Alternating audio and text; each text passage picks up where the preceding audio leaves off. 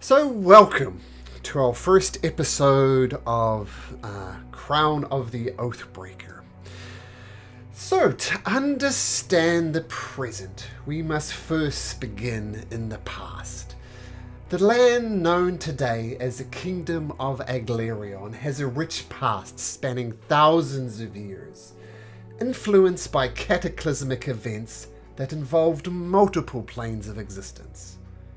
Since the dawn of time and prehistory, all the way up to its current state as a monarchy, the land and its rulership has changed many times. Several key events have shaped its past, namely the descent of the Dark Star and its Dark Angels during the Mountain Fall, then the rise of Sarath and the Shining Light and a cruel theocracy, and which brings us today with the establishment of the Kingdom of Aglarion, founded by King Razmiel Malkar and Master Arlen the Constructor, the first archmage of this land. All of these events have left dark marks on the history of the realm, and the legacy of these dark times can still be felt today in the fabric of society. Today, though, the Kingdom of Aglarion is known as a thriving realm. Times of plenty and an open-minded philosophy has resulted in a level of tolerance for beings of all types rarely encountered in other settings. The kingdom is rich, its army strong and well-equipped, and the rule of law is paramount under a popular king. But even in these tranquil times, the Kingdom of Aglarion is a realm filled with adventure and dangers that lurk behind the veil of peace, reaching into other planes and deep into our history. But this is not where our story starts. Our story starts in a small inn outside the main town of Aglarion. The tavern is called the Weary Ogre, and it is a lavishly furnished and decorated establishment, suitable for the highest class of nobles in the kingdom. The spacious foyer of this building serves as a lounge with comfortable sofas and low tables, while the dining area, which is furnished to host only one group of people at a time, and features a large, beautifully carved wooden table in the middle of this elegantly decorated room. And it is run by an unusual figure, an ogre called Ozar the Exquisite, a jolly, fat master chef who has made it his life quest to serve the best food in the kingdom. Today, the Weary Ogre competes for the title of the most famous and coveted restaurant all over the continent. The dishes he serves brings in visitors from even other countries from time to time. Today, however, is slightly unusual, because today the Weary Ogre is hosting a high-stakes gambling game. Currently, there are 4 players, and there's a 5th seat that is strangely unoccupied, almost unheard of at the Weary Ogre Inn, a spare seat. Perhaps another visitor is coming. The 4 players at the table. There is Isala, a very serious-looking halfling with short blonde hair. There's Kim Hashwick, an overweight nobleman who seems more interested in getting drunk than gambling. And there's Oden, a well-dressed ogre who barely fits under the seat, and his bulk just flows over the side of the seats. And finally, there's a 4th figure at the table. Doug, would you mind explaining your character, please? Yes, so you see a wood elf, very long, pronounced, pointy ears, has a leather trench coat over it with a nice brown leather belt, silver belt buckle. Inside of the trench coat, you see this kind of pinkish purple type shirt that goes all the way up to his neck, kind of like a turtleneck, Also, as he's wearing the same color bandana, as he has long, wavy, brownish hair that kind of goes a little over the bandana across one of his eyes and flows down his neck. He has a couple silver earrings at the very bottom of his ears. You're under the age, as you know, elves are kind of weird how they age, but he looks young. Okay. So gathered around this table, these 4 players. Isala, the halfling, said, "All right, let's get this game started." And she flicks in 5 gold pieces for the kitty. Ken Heshwick, the overweight drunk nobleman, initially it takes a very long time to count out his 5 gold pieces, and Olgan just tosses them in. Kracian, do you toss in your 5? Toss 5.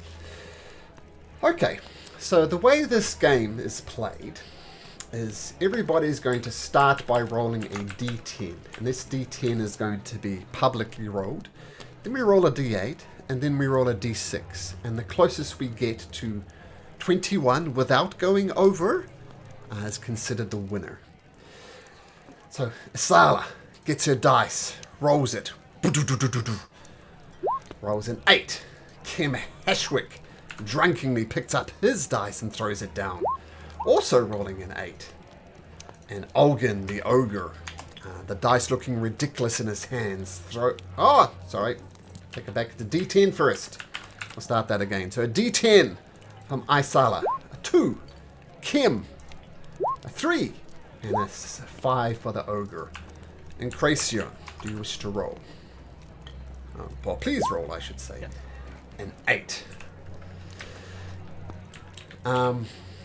Isala looks down at her cards and says, "Yeah, 2 is a good start. Almost guaranteed not to go over 21."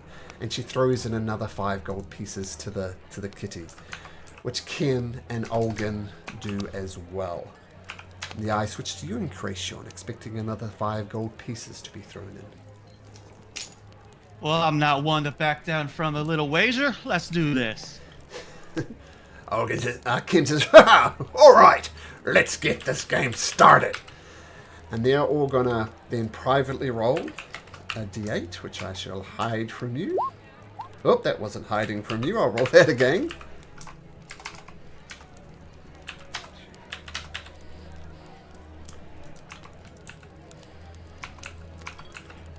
And what did you roll, Doug? You rolled a that. Okay. Asala says, "I'm gonna hold right here." Kim and Olgan do the same. All eyes turn to you and Kracian. Y'all got nowhere. Come on now. As he throws the second dice, I believe that's a d6. D6, yep. And they all do the same. What'd you roll? You rolled a 5. Oops, 5. Olgan says, "All right, does anybody want to raise? In fact, I'm gonna raise." And he throws in another 2 gold pieces, bringing the total kitty to 12 gold pieces, I believe. Isla says, "Nah, too rich for me," and she folds. Kim and Olgan, though, have put in their 2 gold pieces. And Kracian? I think I can match that wager here. And as he holds out 2 gold pieces and puts them over top of his cards, he's going to do a little sleight of hand and tip the first card over. See if it actually This works. is the first roll of the campaign, and it's a pretty good one. What did you roll on the dice? I rolled an 8, and I'm going to make that a 10. Oh, okay. You rolled an 8 to get 26 in sleight of hand? Oh, on the dice. I'm sorry. On the dice, it dice. was a 19. I thought you meant the first card that I rolled. My bad. So what are you trying to do? Change a what to a what? Change my first initial card, the 8, to a 10. To a 10. Okay. Kim, the drunk nobleman.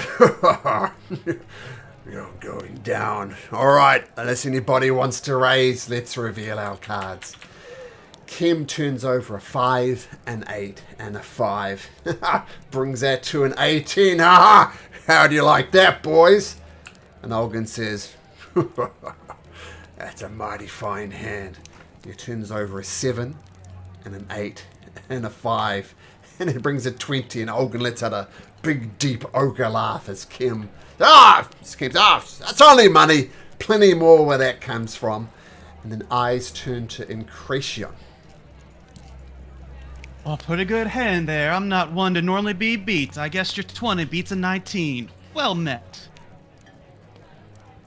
By my count, yours is also a 20. Is it not? Rolled a 10, a 5, and a 5? 10, 5, and a 4. Oh, 10, 5, and a 4. Sorry, I missed the last one. That was a 5. Well, that's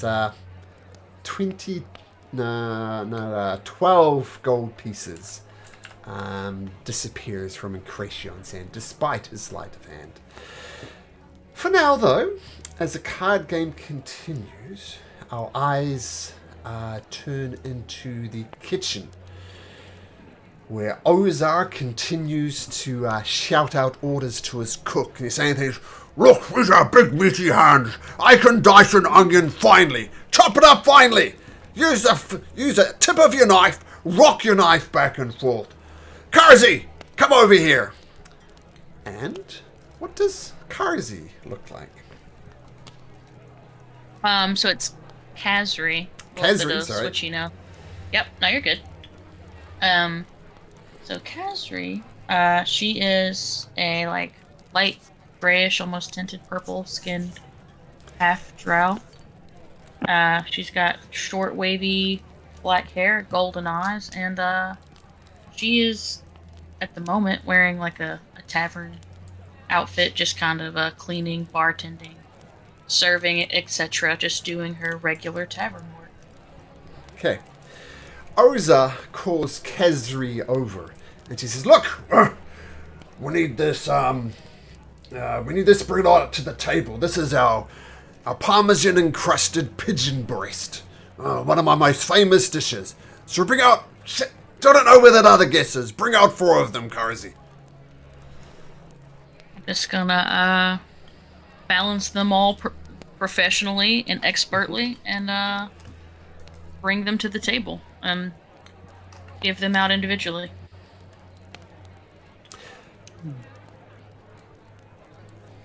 When as she's coming to the table, I'm gonna try a little stick a leg out, make her trip, so all the food will fly over the table, and I'm gonna try to slide a hand some gold off the table in the case. Okay, so make an let's say acrobatics on acrobatics. So Incretion and Kazri both make acrobatics check. Ooh, okay, Kazri. So the foot comes out. Incretion does it accidentally, but purposely. I'll let you to decide that. And this parmesan encrusted chicken breast, the most famous dish at the Weary Ogre, goes splattering over the table. Wow, okay, I'm so sorry. That normally doesn't happen. I'm really good at this. I'll be right back, and I'm just gonna bolt to go get cleaning supplies. Okay. And Incretion, make me another sleight of hand check to see if you can grab some gold as this food flies everywhere. I have to look up some numbers now. No, you're good. You're good. Also, you put your hand over, but with a slightly lower sleight of hand roll for you anyway. You grab 5 of the gold pieces and pocket them. And before long, Kazri, you return? Start cleaning up, I assume?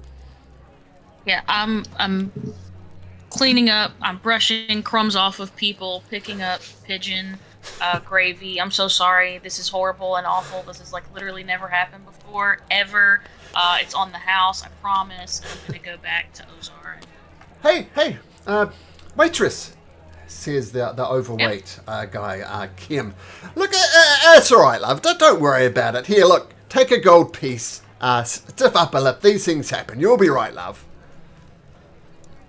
I'm gonna take it, and assuming Kazri's definitely smart enough to know she was tripped on purpose. She's just gonna flip the coin, give it to Incration.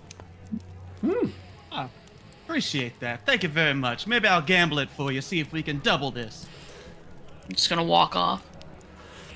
So Kazri returns here, and the owner of this establishment, Oja the Exquisite, says, Kazri! What the hell did you do? I didn't do a damn thing. What happened? The idiot elf at the table, he tripped me and stole some of the other people's coins. I don't care how they play their game, but it was very fucking rude. That is very fucking rude. All right, let's get out the duck foam confit with the elk steak on it. Maybe that'll help. It's gonna give me 5 minutes. Make yourself busy. And he's furious as he starts doing this duck confit mess. A mess. Duck confit seems like an odd thing to me. In the meantime, another hand starts at the table. Isala rolls her dice first. 6, 9, and 5 for the 3 players at the table. And a 9 from Incration. And as you're about to set up the fourth, the hand, the fifth guess of the night arrives. He is late, which you know is going to upset the proprietor of the establishment. But a fifth character comes in, and he makes his way to the table, and he says, "Hello, my friends. I'm dreadfully sorry it was late. I was, let's just say I had other important business to attend. Is it too late for me to join in?"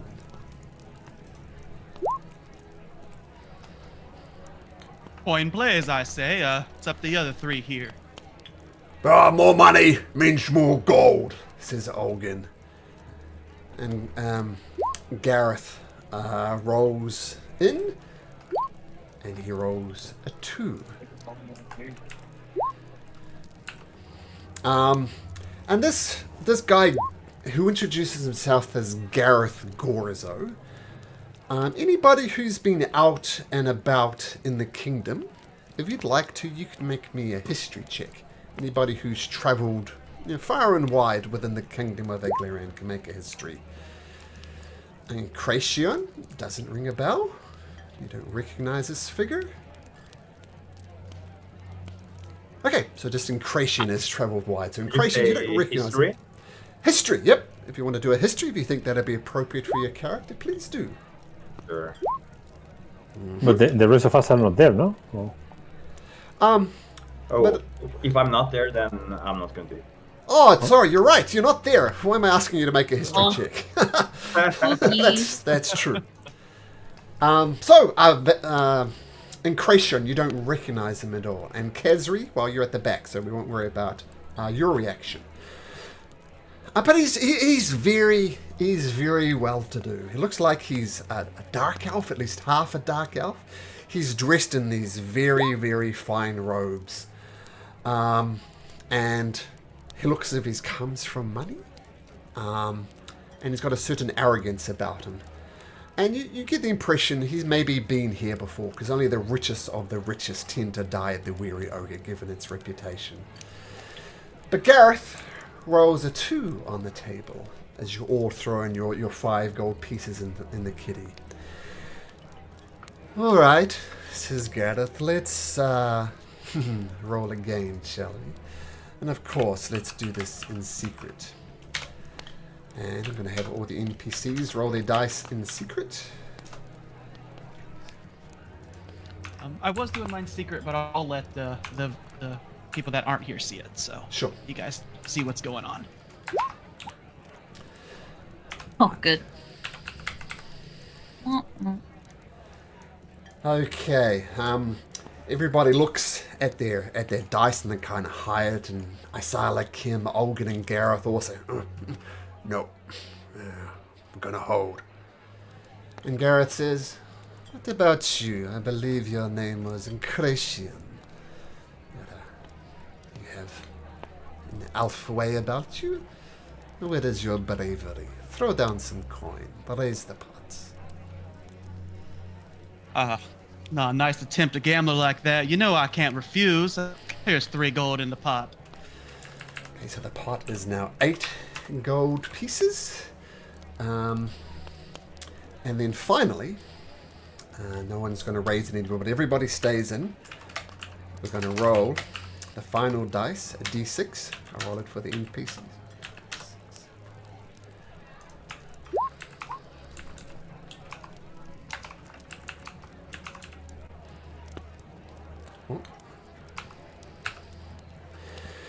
Okay, Isla says, nah, too rich for me. She folds a card. Kim does the same. And Gareth says, that is interesting. And by this time, the duck confit with the steak is ready.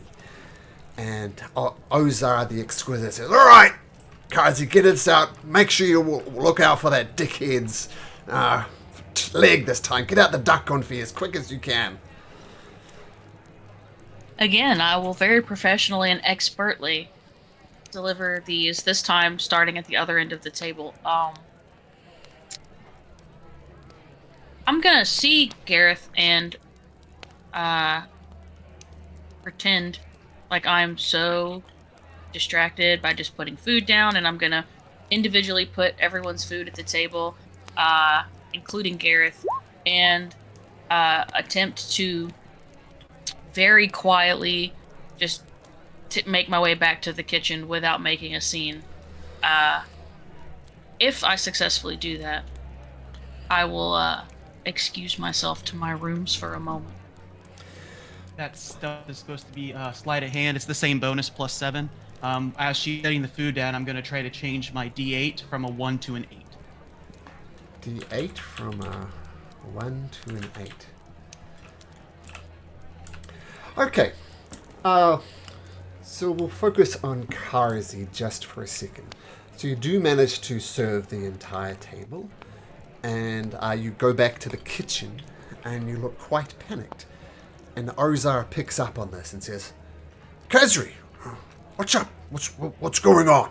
You look distracted. Is everything okay? Everything is awesome. I feel like I really just have a little bit of an upset stomach. I'll be fine. I just maybe need to take like a quick 5-10 minute break upstairs in my room for a sec, and I will come right back down.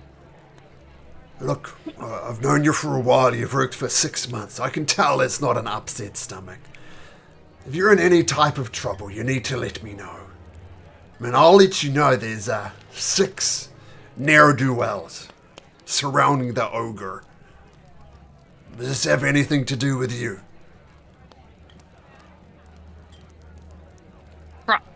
Maybe? Yes. Look, Yeah.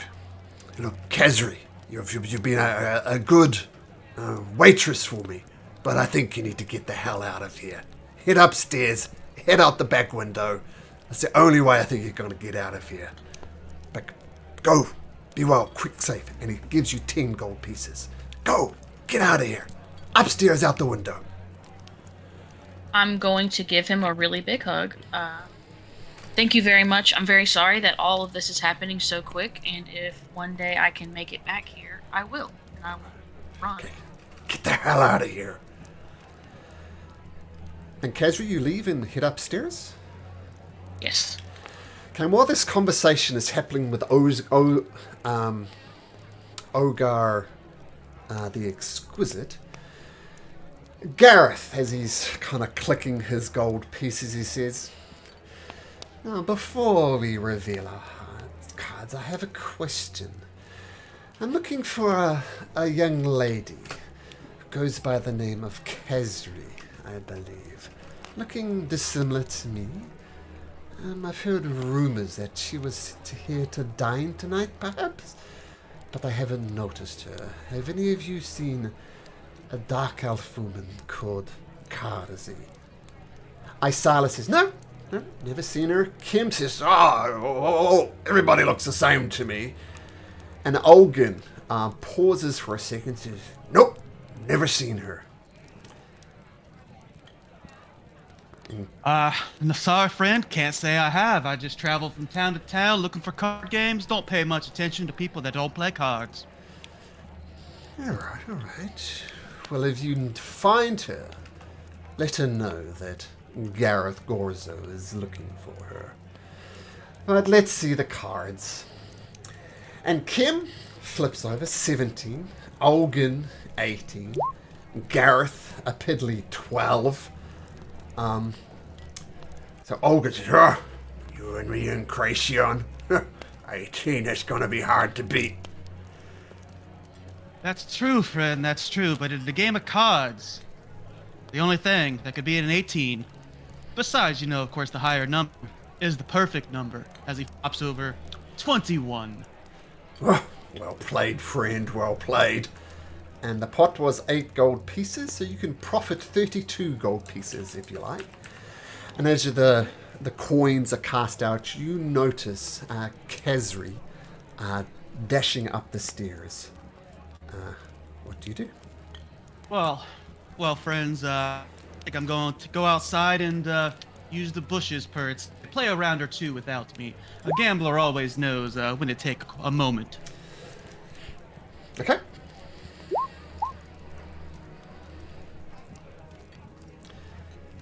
Where do you head? So I head outside, and I figure there's a way to climb up, and I go to the window, and I little tap tap tap on the window.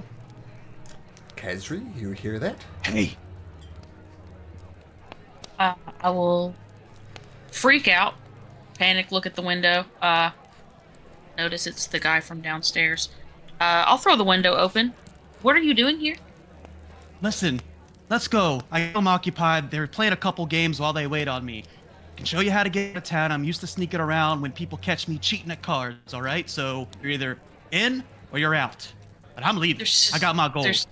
There's 6 other people out here somewhere. Do you have a dark complexion? Do you not know how to keep to the shadows? Fine. I'm gonna grab what little I have, which is not a lot, and I'll hop out the window. Okay. All right, now 6 of them are around front. Let's go out back here. Okay, you go out back, and both of you make stealth checks for me. That's what we'll do. Both of you make stealth checks for me. It is dark. We'll give you advantage. Oh, advantage just in time, Kezri. But you can get a trombone just because. And that's your first roll for the game too, Kezri. So congratulations on a natural 1. Hopefully that doesn't bode well. Only up from here. Only up from here. So you quietly move away into a forested area around there. And then you hear a voice in the background. Kezri! Kezri! I know you're out here. We're coming to find you. Me and you, Kezri, will have the most perfect of offspring. What do you do? I'm extremely panicked, so I'm just gonna, I'm gonna grab onto Incration's arm, and be like, I don't know what to do, and I'm just kind of tripping over my words, and I'm freaking out, so he's gonna have to... Well, the first thing is you gotta lower your voice. We're hiding in the bushes, all right? You never hid before. Oh, come on, this way, where it's dark, through these bushes. Low and slow. Okay. I will try to be low and slow, but I'm freaking out. Okay, so you go low and slow, and you creep into a forested area nearby. And you hear Gareth and 6 or so thugs. Look! There she is! Kezri, stay there! I'm coming! You can only run for so long! And they start booking it in your direction. Now's the time we run. Okay, I'm sprinting. Okay.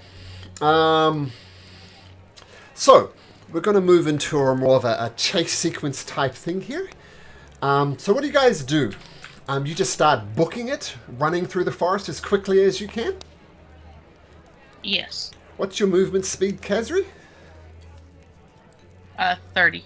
And Incration? 35. 35. But I assume you're going to stay with Khazri? Yes, and if anybody gets within 30 feet, I'm going to throw an undisclosed thing at it. You know what I mean, Malcolm? Yep. So you start booking through this forest, and you hear Gareth constantly taunting, Khazri, you know this is fated in the stars. Me and you, the perfect union, the perfect offspring. And you hear Gareth has got quite a length of speed, and he's rapidly catching up on you.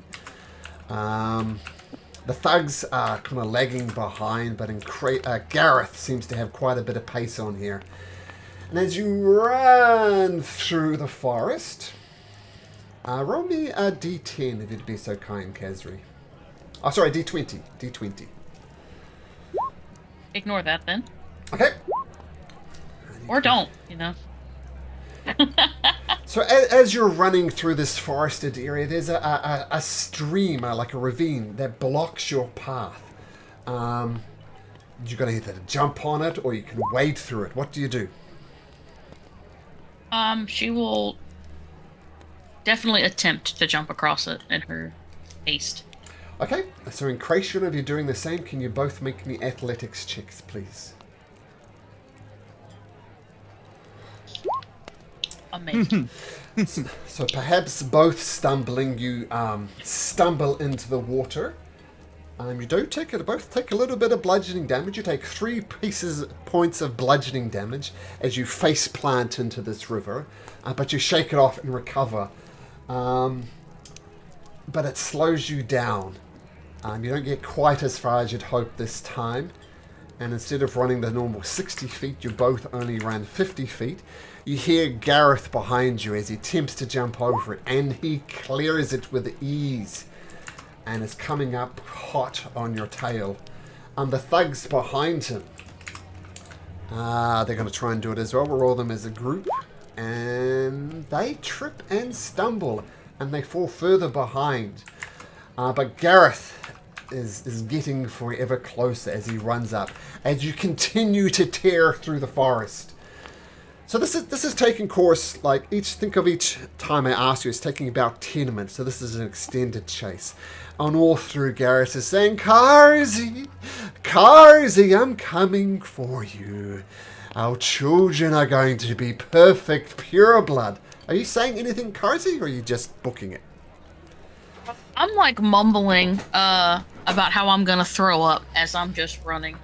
I'm gonna be ill. Okay, and Incration, this time, can you roll me a d10? A d20. 10 or d20? D20, sorry, d20. Okay.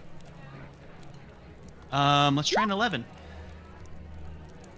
An 11. So this particular time, there's no complications on the chase, and you're just running. But Gareth is catching up on you. He is maybe 20 or so feet behind you. So what do you want to do 20 this behind, I'm gonna unleash the thing. Okay. So what you'll see is Increase reaches into his coat, pulls out this a little bit larger than normal playing card, but it is just shiny, looks silver, but it's definitely some type of maybe iron or steel, and gives a little fling, and to your amazement, it flies in a straight line. It seems that somehow he has these custom cards that he knows to wield as weapons. Okay, first attack roll of the campaign. Let's see what it looks like. It looks like... So as I said, Gareth is dressed in noble clothes that are kind of getting ripped as you go through this forest, and this card goes out and cuts him squarely across the cheek, and he lets out a little yelp of pain as blood starts pouring from the side of his face. Roll damage for that. Okay. I'm guessing no sneak, so ignore the sneak. Nope. That's going to be 6. 6 points of damage. So, boom! The large cut opens up on the side of his face. And he stumbles down and says, Khazri! What type of company up to? You know I'm the only man for you. I wouldn't do so pathetic as throw cards in the forest. You continue to book it, Khazri? I am gonna continue to book it. But I will tell Incration that he doesn't have to stay here. That like he can bolt somewhere else. He has no skin in this game. Nah, I already took some skin from him. It looks like I am in this game. So That's fair. I'm just gonna keep running. But in Creation, you do slip a little bit far behind as the card cut him. But it has also delayed him as well. So Khazri is out in the front now, and Creation followed behind, and a short distance behind him, Gareth, as you continue to book it through the forest. In Creation, roll me a D20, please. 20. That'd be 1. 1. So as you're running through this thick forest, the path takes you through a particularly rough patch of grass. You can either try and use your strength to just barge through it as best you can, or try and use your dexterity to try and negotiate it. So both of you can make me an athletics or acrobatics check, please. Your choice. Christ on a cracker. So in Creation, how do you get through the forest? Why don't you explain that to me through this thick thing with your acrobatics? Oh, he just opens up the trench coat, kind of throws it open, and on each hand, about 3 cards, throws out 6 total to kind of cut down this grass and makes him a path through it. Okay, so you go through it. Khazri, you eventually get through it, struggling it. You kind of eventually follow the path that Incration is going on. So you're both now running at the same pace. Gareth coming up behind is going to try and negotiate it. And he just barges through it. Swing your sword. Khazri! You were never good outside. You were always an indoor girl. As he slashes through and he's gaining. As you continue to book through with Gareth getting ever closest, what do you do? I will, in my panic, wildly try to shoot him with my light crossbow. Sure.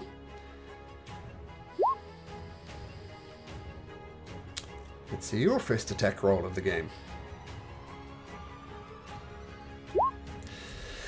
Yeah, so the arrow flings out and digs deep into the chest of Gareth. He's very unarmored at the moment. So roll damage for your light crossbow. 10 points of damage. It's a massive hit in the middle of his chest. And blood is now streaming out of the side of his face. And he rips out the arrow. And you see a dark red patch going. But he's still saying, "Oh, Khazri, you're going to have to do a little better than that." But he does stumble. Khazri, make an insight check on Gareth.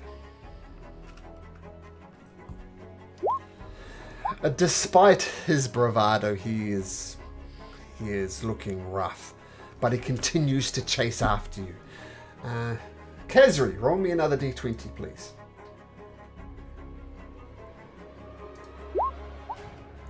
$18. This time the path ahead is clear as you continue to book it. Gareth has continued to book it. You hear the sounds of the thugs coming up behind, but they're not quite there yet. So, for this round, what are you doing? Are you guys booking it? Putting some distance? What are you doing? Noticing that he's not as well off as he's trying to be, I will turn and face him and say, "Look, why can't you just tell them that you found me and trying to chase me, there was a horrible accident, like I died, and like we can just like let this go. You don't actually really want to be with me. This is like a family deal. Oh, Just leave me alone. Like, just leave me alone." Oh, but where is the fun in that, Khazri? He cackles under his breath. Well, no, it's not. It's not really fun. I guess that's fair. But you're not doing so well. I don't necessarily want to have to kill another person, so I would prefer you not force me to do that. So He looks at please leave me alone. Oh, no. The fun is in the chase. As you're having this conversation, his 6 thugs appear around him, his cronies. You know what to do, boys. Let's get her. And he starts running after you. And I assume you take off as well? Yep. And Incration, what are you doing while they're having this conversation? Seeing the thugs starting to run after, I'll throw another card and haul ass. At Gareth? At Gareth. Okay, make an attack roll. Hits once again. Cuts the other cheek. And 4 points of damage. As he takes another cut and he stumbles a little bit as men heads him up. But they're continuing the pursuit. Incration, roll a d10. A d20, sorry, d20. Okay. D20. 20 away. 13. 13. So while the brush was thick before, it is extra thick now. It's a patch of what you know as razor vine. It's very dangerous to go through it. So both of you, can you make me a dexterity saving throw, please? Okay. If I save, I want to try to, as we go through it, use a hand to tie some of it together to create some tripping traps for them. You don't save. Both of you don't save, and you get cut up on it, and you take both take 2 points of slashing damage as Gareth is coming up close behind, and he attempts to go through the razor vine, and he's rolled an 18, a 19, and a 19 so far. And Gareth goes through and he's pushing, and now he's very much right behind you, almost in grabbing distance. The men, though, they fail horribly and they get left behind. They struggle through, they take a bit of damage, but they are severely delayed. And Gareth says, Kaz, come on. You keep running if you like. The fun is in the chase. And as you continue booking it, what you do, he's right on your heels. How close to my heels? We'll say 10 feet. Perfect. I'm gonna fling a poison spray behind me. Okay. Is that a dex save or an attack? Or a save? Con save. Con save, so roll a d20 for him. Okay, roll damage. Mother truck. All over the place. So the poison spray goes up, and his face was messed up by Incration's cards, but it just gets a little bit uglier. He mentally adjusts his charisma score. And Incration, you weren't able to tie up the razor thing. You cut up too badly from it. Okay. What do? You still have a turn. I'm guessing I am a little to the side of the poison spray, and I'll just ask, want me throw another card, or are we booking it? What's the deal here? I really don't want another person to die, even if it is him, and I'm just gonna haul it. Okay, I will attempt to throw a card down at his shoe to pin his shoe down and make him trip. Okay, so we'll just say make another attack roll for that. 16. So don't roll damage, but you do throw the card, and it's almost like a shuriken, and it stucks in the ground, and he puts his foot right on it, and he trips over, and he falls right face first into the razor vine, and he struggles, and he's stuck fast, and you see the thugs surround him, and Kazri, you might have got away this time, my love, but I will find you. And it seems for now, at least, you have evaded your Gareth, whoever this Gareth figure is, and you find yourself in a forest. You run for another hour or so, but you get out of it. And finally, you're in a forest. What do you guys do? You seem to have evaded Gareth. I'll plop down and catch my breath. I'm very sorry for dragging you into that. I suppose you drug yourself into it, though. Well, no. The odds sometimes work in your favor, they sometimes don't. It's the life of a gambler. Listen, I know you don't run a lot, but out in the open like this, let's go up in the trees. That way, can't be seen that easy. Okay. I don't know how to get into a tree. Oh, these nobles can't lift No? their own spoon without help. I'm a waitress at a tavern. Not a good one. Thanks. All right, I climb up guess this we'll way. try Use to these get in a branches. tree. Okay. So both of you head up into a tree. You see no sign of Gareth. Nightfall is approaching. You're feeling fairly safe. Seems the pursuit has ended. You know, Gareth got the crap beaten out of him. What do you do as night approaches? I've never slept in the woods before, but if you think it's safe enough, I'm down to rest and think about what I want to do in the morning. Go on ahead. I don't sleep that much, so you need the rest. Have at it. Cool. I will trance out in this tree. Okay, so as you trance out in the tree, we're going to pause for a moment on the story of Khazri and Incretion, and head over to the major city of Oathbreaker. And, whoops. And we're going to start in a... Oops, my marker.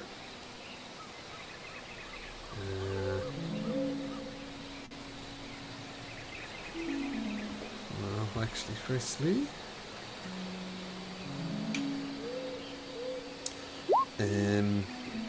So, the city of Aglarion, the crown jewel, the place to be. It's very much the major city in this part of the world.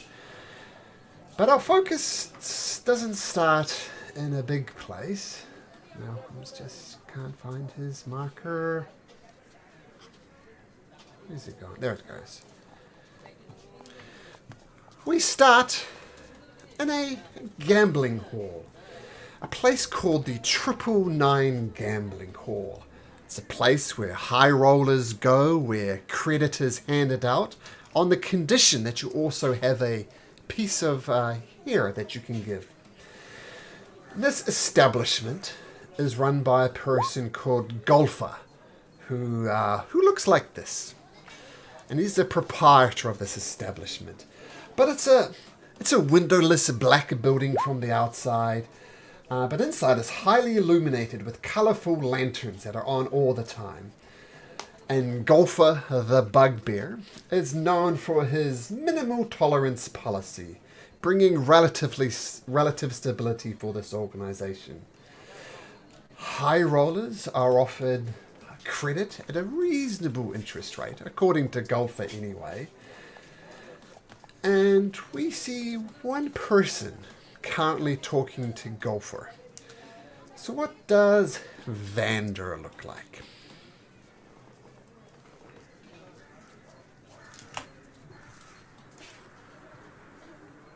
Vander? He might be muted. He is muted. I was. Well, the mute takes another soul. Oh well. Vander looks like a slim, tall, dark-haired guy. He's wearing mostly black. And he kind of seems like he wishes to keep a low profile. Like, he doesn't really want to stand out in the masses. At least, not for the time being. Okay. And you're kind of in one of these back rooms where Golfer is known to do his deals. And he says, all right, what's your name? What do you want? Everybody comes to Golfer on bended knee. I assume you're going to be no different. What's your name? What do you want? Greetings. My name is Vander. And I've heard that you loan, well, a good chunk of money out to people in need, right? That I do. How much you looking for? Look, and to be honest, people come in here and they give me their old friggin' life stories about why they're hard done by, why they need the money for a sick grandmother. I don't give a rat's ass what you want to use this money for. Just tell me how much you need. All business, I see. I can respect that. Well, I need 1,000 gold coins. Oh, 1,000 gold pieces? That's a lot. Now, when do you intend to pay me back? Oh, I wish to try to pay you back as soon as possible. That's the short answer. Well, you take a short time, you like a long time. I'll give you a week to pay it back. How's that? A week? I'll see if I can scratch something together. Of course, Oh, and of course I can. very reasonable interest rates, of course. 50 gold pieces a day. So pay it now, pay it later. I don't mind. 50 gold pieces a day interest. Do we have a deal? 50 a day. Vander is gonna take a little look around in the room, like imagine that he's thinking about a way to pay him back. He's really not thinking about that at all. He's just trying to play this facade, and he's gonna look Golfa straight in the eyes and say, "We have a deal." Right. Now, as you know, I'm going to require a lock of your hair to secure this deal. Call it a tradition if you like. But you're not getting any money without that lock of hair.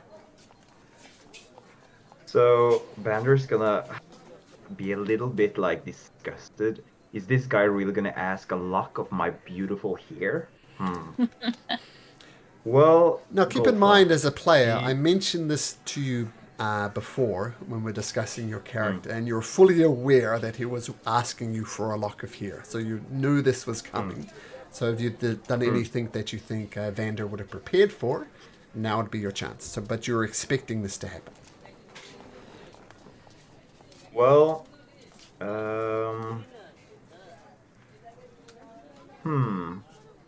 I would like to try to fool him actually. I want to try to give him a lock of someone else's hair, not my own.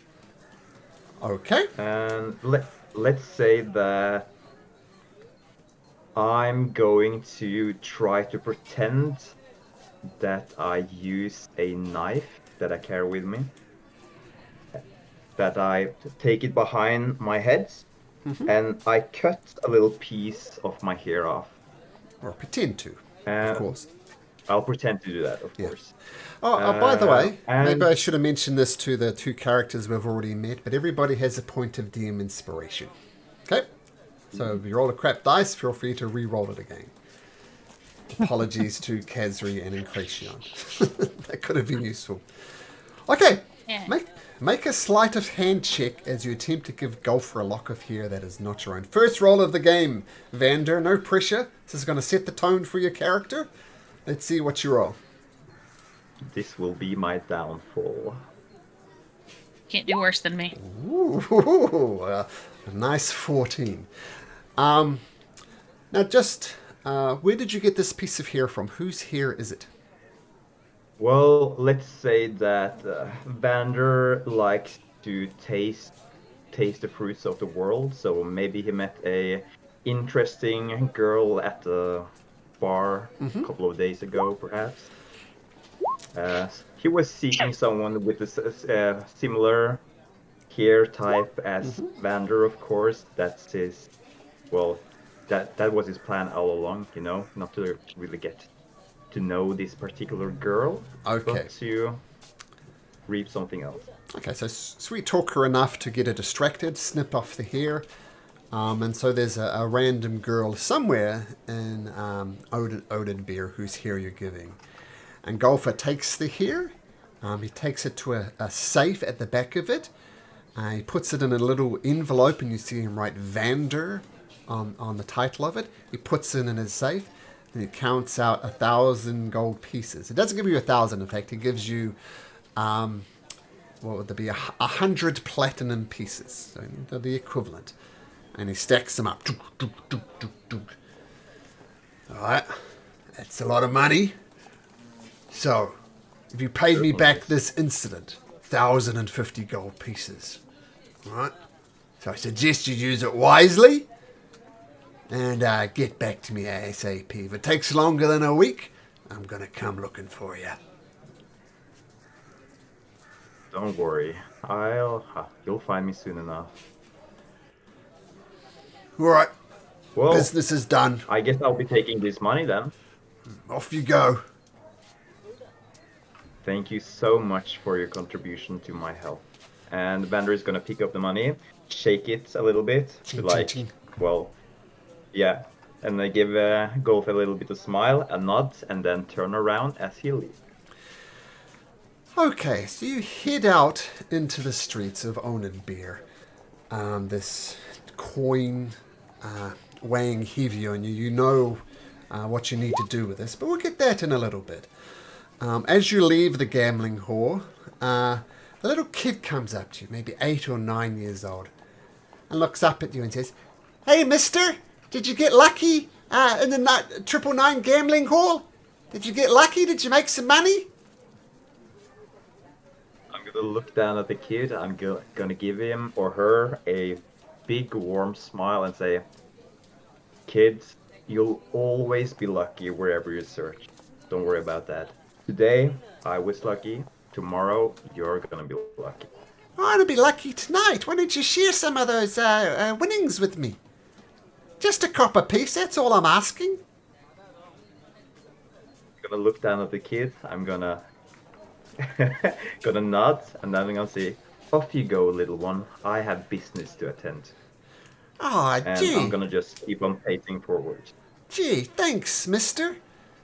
And you hear, you feel a hand going to your coin purse, and before you can react, another little kid grabs the coin purse out of your hand containing your 100 gold pieces, throws it to his mate down the alley, and all the kids start scattering in every direction. Oh my god. Can I do anything with that? Well, you see the kid running away with your coin purse. Well, if you have something you can do with your character, sure, but the kid is booking it with 1,000 gold pieces. Well, I'm going to cast Chill Touch on the kid. Heck yeah. Wow. Okay, we're starting with the children As already. I cast it, I'm gonna say, up. Not so fast. Let's go. Okay, let's see your first roll, Vander. Your first attack roll, or is it a saving throw? I think that's an attack roll. Okay. And Chill Touch, of course, will slow the kid down. But as you I don't fire think up, Chill Touch does that. yeah, oh, I as you think it just doesn't regain HP. Yeah. Yeah, it doesn't regain HP. Okay. So as you cast it, the ice... Whoops, not that one. This one. The ice slowly approaches down the alley and it comes... But the kid ducks down in it and avoids the Chill Touch. These are slippery little guys. I hope he was a commoner. Oh, yeah. Well, yep. As I said, they're very slippery. 10. I will point out that you do have a DM inspiration if you want to take out the kid. Maybe this is your chance. Well... Yeah, just take him out. Hell yeah, let's Let use this it. kid It's serve as an rotation to kill a example. kid. Yeah, let's do that. Okay. Harvest Take hard the out. hell out of this child. I'm playing Dark Urge in Baldur's Gate, so this is actually really fun. Okay, the 12 does hit. Roll damage. Oh, that's a fool. That's max. Okay. The child is running with this, and this chill touch just encases him. And was that max damage? Yeah. It was max damage. The kid instantly falls to the ground, and he looks frozen. But even then, there's like a streak of blood across the road as he face planted. And I'm going to leave this down to luck for the next bit. Vander, roll me a d20. 1 to 10, good things happen. 11 to 20, bad things happen. So roll low. Oh. Two things happen. Number one, the kid is not moving. There's a streak of blood in his eyes. He's just frozen solid. Two things happen. Another kid grabs the coin purse and takes off after it. And you hear the voice of a red cloak lawgiver, the local constabulary of this place. And he's still about 50 foot away, but he heard this spell cast and heard the thud of the child. And you hear him saying, "Oi! What's going on there?" And he's walking towards you. Not Vander, you have two problems. Red cloak's approaching, and a coin purse is disappearing down the alleyways. I'm running after the kid. I'm not stopping. Okay, so you just take off running after the kid. The kid is nimble, and in the tradition of a police officer everywhere, the red cloak starts chasing after you as well. And as you dash through the city, I'm going to do something similar. Can you roll me a d20, please? Sure. 7. So the kids know these alleys very well, and the secondary kid that's booking it with your coin purse, he kind of trips up a person in front of him, kind of barrels into him, and he pushes them into another person. And these two persons, "Oh, what are you doing, mate? Don't push me. Oh, I didn't push you." And they start brawling each other. There's a brawl in progress, and they're kind of blocking your way. What do? You can try and barge through it. You can try and... Well, what do you try and do? You can talk your way through it? What do you do? So they're just currently fighting each other in the middle of the alleyway? And these alleyways are very narrow in this part of the city. So just these two people fighting are causing a problem. What do you do? Well, I'm gonna try to distract them and say that, and I'm gonna like run towards them. I'm gonna point at the ground beneath them. I'm gonna say, "Oh, look, he dropped loads of money." To like try to get them to like pause it a little bit, look down, and as they look down, I'm just gonna like sprint between them as they like hopefully stop fighting for a little bit. Make a deception check. Not yet, Adai. What are you talking about? There's no coins here. Alright, what's your problem, mister? Do you try and barge through them now? What do you do? Well, I thought I saw something, but honestly, I need to get past you guys. Do you mind? A persuasion check?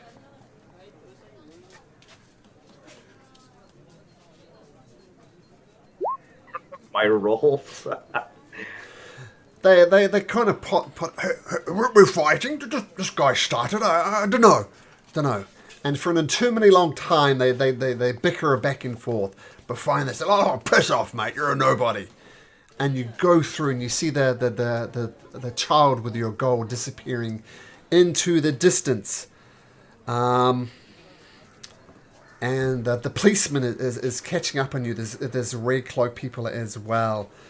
And what do you do? Do you just push on, try and go after the kid? What do you do? I'm gonna whisper something, Malcolm. Sure.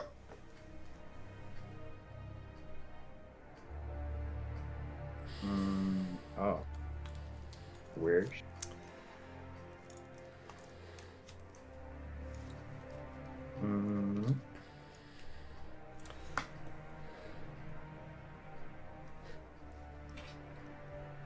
There we go. Okay, got it. Understood. So after pushing through these guards, you take a sprint. You see the red cloak giving chase as well, and the two people say, "Oh, that guy there! That's who you're after," and his point is after. And this guard, who's a little bit overweight, is huffing and puffing after you. You feel you're keeping a little bit of distance away from the guards, but the kid is kind of getting away with this distraction. But you continue to book it. What I should have done is made a hazard for jumping over the frozen child, but hindsight. Okay, as you run through the city, roll me another d20. Another D20. 2.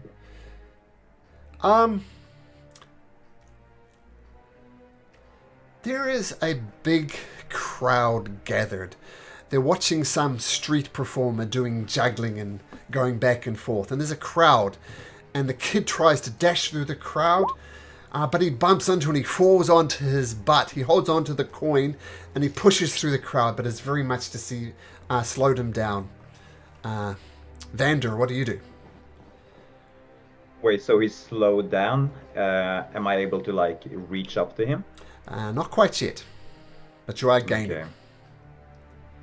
Well, if I am able to like get within 30 feet of him, I'm going to cast a minor illusion, like very close to him, in a way that,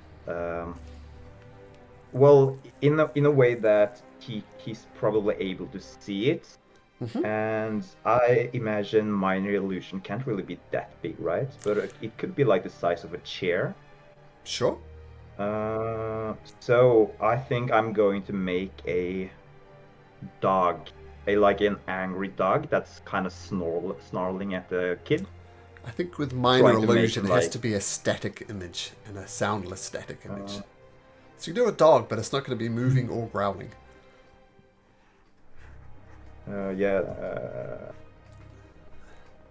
I don't think so. You might want to double check that. Yeah, I think you might be right. And You can You're make right, the Michael. sound of one. Yeah. You can make the sound of one, but I don't think you can do a sound and a visual. That makes sense to me. Well, So what do you do? maybe I can make. Oh, maybe a sound would be good. Maybe a sound of the guard that I just heard on the other side saying, "Stop, kid," or something like that. Just get that kid. He stole some money. Okay, so it's like you're throwing your voice, and down the alley you hear the sound. What's your spell DC, Vander? It's 13. 13. So And minor illusion, I think, is wisdom, right? Uh, Well, no, it's an investigation check to see pass it. okay, so that'll be based on intelligence. These kids are streetwise, but they're not intelligent. So I'm going to give them a -2 on this roll to see through your illusion.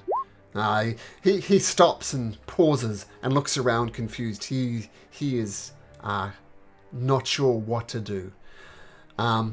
And during his confusion, you get up right on him, and he struggles and he tries to break your grip, tries to get away from you. So we're going to do an opposed check. He rolls a natural 20 to try and slip out of your grasp. Natural again. 20! Natural 20! We're doing really should great. Yeah, I can't. My strength is -1, so. You can do acrobatics as well to try and trip him, like use more subtlety. Can So try acrobatics. acrobatics. That's not too bad, actually. We'll try. It's not impossible. Well, He slips out of your well. grasp and starts dashing away. Technically, you can have attack of opportunity. Well. Yeah, Gotta I'll kick have the kid. more child murder. I'll try to like push the kid to fall or something. Okay. If that's possible. Let's make an attack roll. And we'll say this is non-lethal. arm? I don't know. Are we saying this is non-lethal? Yeah, like I'm not gonna try to kill the kid, but Okay. it's more like I like RP wise, Vander probably wouldn't be strong enough to kill a kid with one punch either way. Okay. Even if it is a kid, so Don't but get I'm to not child like murder so trying quickly. to kill him. if I were to kill him, I wouldn't mind too much, but I'm not trying to. Okay. Well, let's see your attack roll.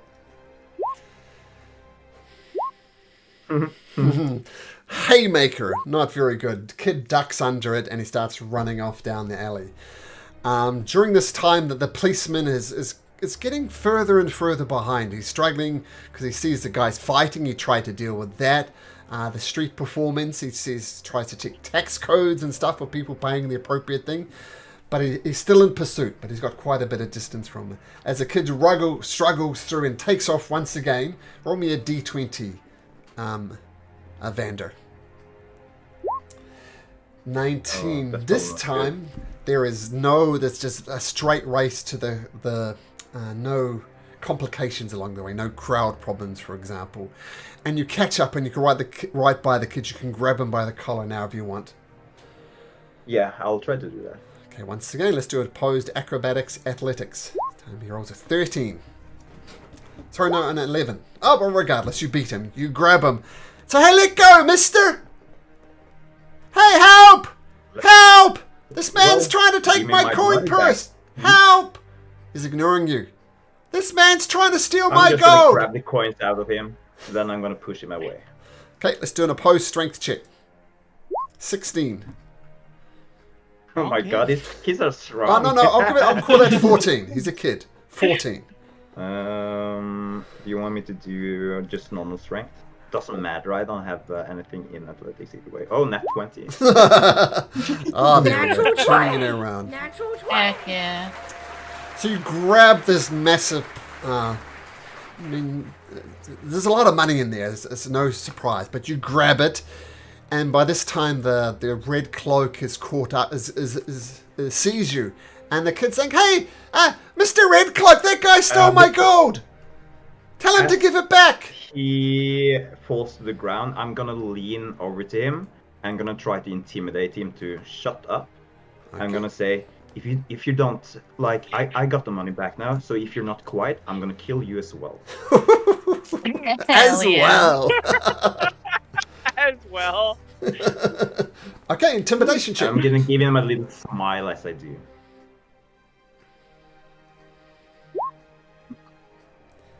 Oh, screw you, mister! And he turns around and runs down a alley. The red cloak is a person. Oh, excuse me, I need to talk to you! I'm just gonna run away. Actually, no, I'm not. I'm gonna stay. Okay. So the red cloak comes up and he tries to catch his breath. I say, oi! What's going on?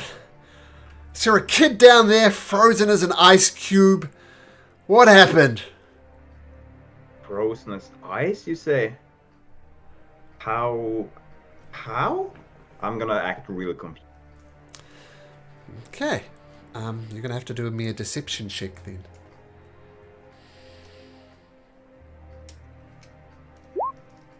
Oh, that's not bad. Oh, that's not good. Fine.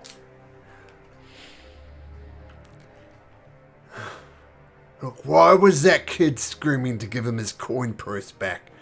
What the hell are you doing with a kid's coin purse? That's pretty low, mate. Well, it's my coin purse. Do you think kids hold this amount of money? He was a thief and he took my coins. And the red cloak peers into your coin purse and says, I'll allow him. I don't have anything to hide with these coins. yeah, I'm pretty sure this wasn't the kid's coin purse. I mean, who holds platinum pieces? He takes out a platinum piece and subtly puts it in his pocket. I'm gonna grab the piece and say, not so quickly. I understand that you would like something for your trouble, sure. How about I offer you something else instead? As an official member of the Red Cloak Lawgivers, I am honor bound to refuse any bribes, he says, looking you directly in the eyes.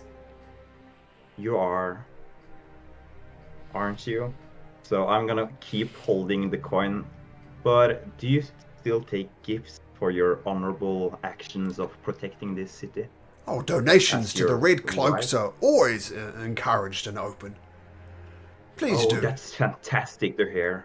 Would you be so accustomed to me to help me donate to your fine work here today? Of I would course. trust you will take it personally, right? Oh, of course. If you can't trust a Red Cloak lawgiver, who can you trust? So, I'm going to grab my other pouch, which is considerably smaller. Uh-huh. But I'm going to fish out 15 gold coins. Okay. I'm gonna say, this is, I would say this is a nice donation to the Gold Cloaks, wouldn't you? Oh, Red Cloaks, but absolutely. We'll put that in the kitty. But you're also golden either way. Flattery, my friend, will get you everywhere. And Vander, I'll the give him a Red claw. Cloak, turns away and moves. Vander, make me a quick history check, please. History. Oh, my rolls have been like sub 10 most of the time Okay. today, but that's fine. It's kind of been the Getting theme. them out of the way. Okay, so 9. Thanks for that. Okay, so finally, you're alone with your big pouch of coins. What do you do? Well, I'm gonna be a little bit less flaunting with this amount of money. I'm gonna pocket them. And as I like to do, I'm gonna try to keep a low profile. Because I know where I need to be going now. And I'll be heading to the place for the thing that I'm going to buy. Okay, got it. So Vander, you head through the city, down this way, and you come to a place commonly known as the Dog Pit. Now, the Dog Pit is an arena where sophisticated duels to the first blood happen during the day, and illegal blood sports happen without any rules at night, when anyone can fight and win some money if they're victorious. But you approach the Dog Pit. It is nighttime, and there's a guard standing at the door. And you hear some activity coming from inside. What do you do? I'm going to approach the guard, and I'm going to say, "Hey, greetings! Is the arena still open? I know it's late and all, but I would really like to speak with some of the representatives of House Goldtooth, if they're available." Look, I don't know who the hell Goldtooth is, but I can tell you the arena is closed for the night. Come back in the morning. And you can plainly hear activity inside. It's plainly not closed.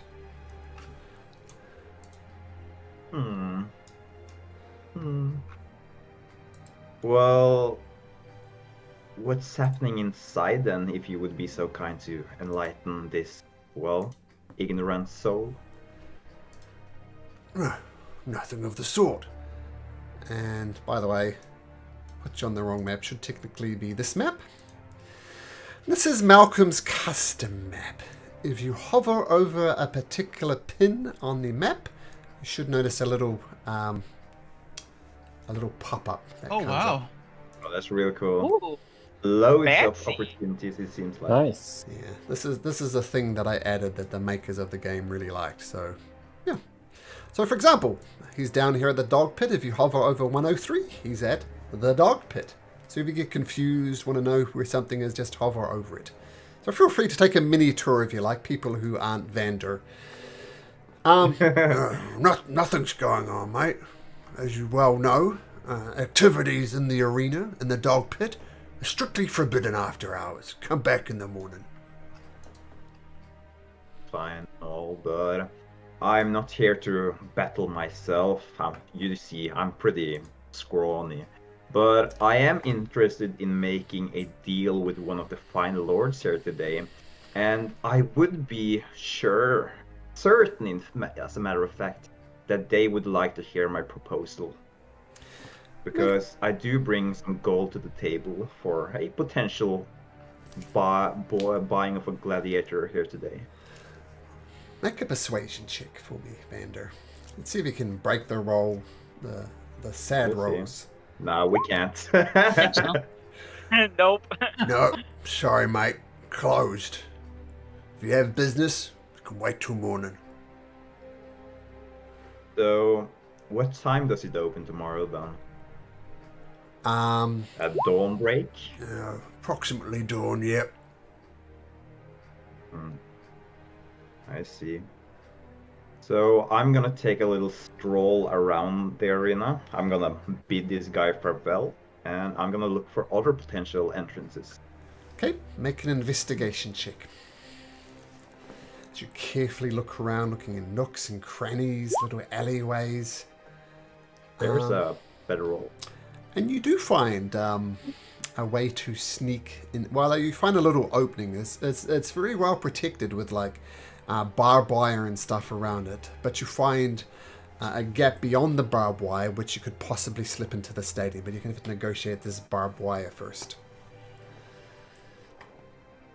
See, well, I'm gonna look around in the street. Is it like populated at the moment? Are there anyone like trying to guard this particular area?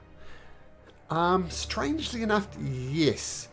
You notice you're right close to the sword district. That's where the Crown Guard and the Red Cloaks, that's the base of operations.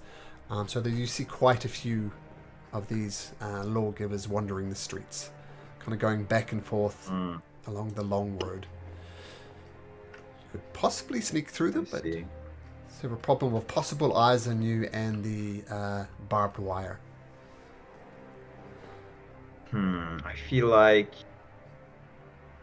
I do feel like there has happened a lot of stuff today. I feel like I've been pressing my luck all day. Been very eventful. And I've already been speaking with these law bringers already. Would I like to risk it another time? Do I even have the resources to deal with them at this point? I don't think I do.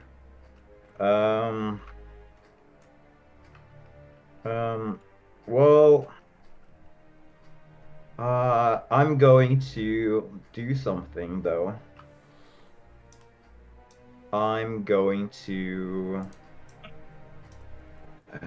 I think I'm going to cast a spell.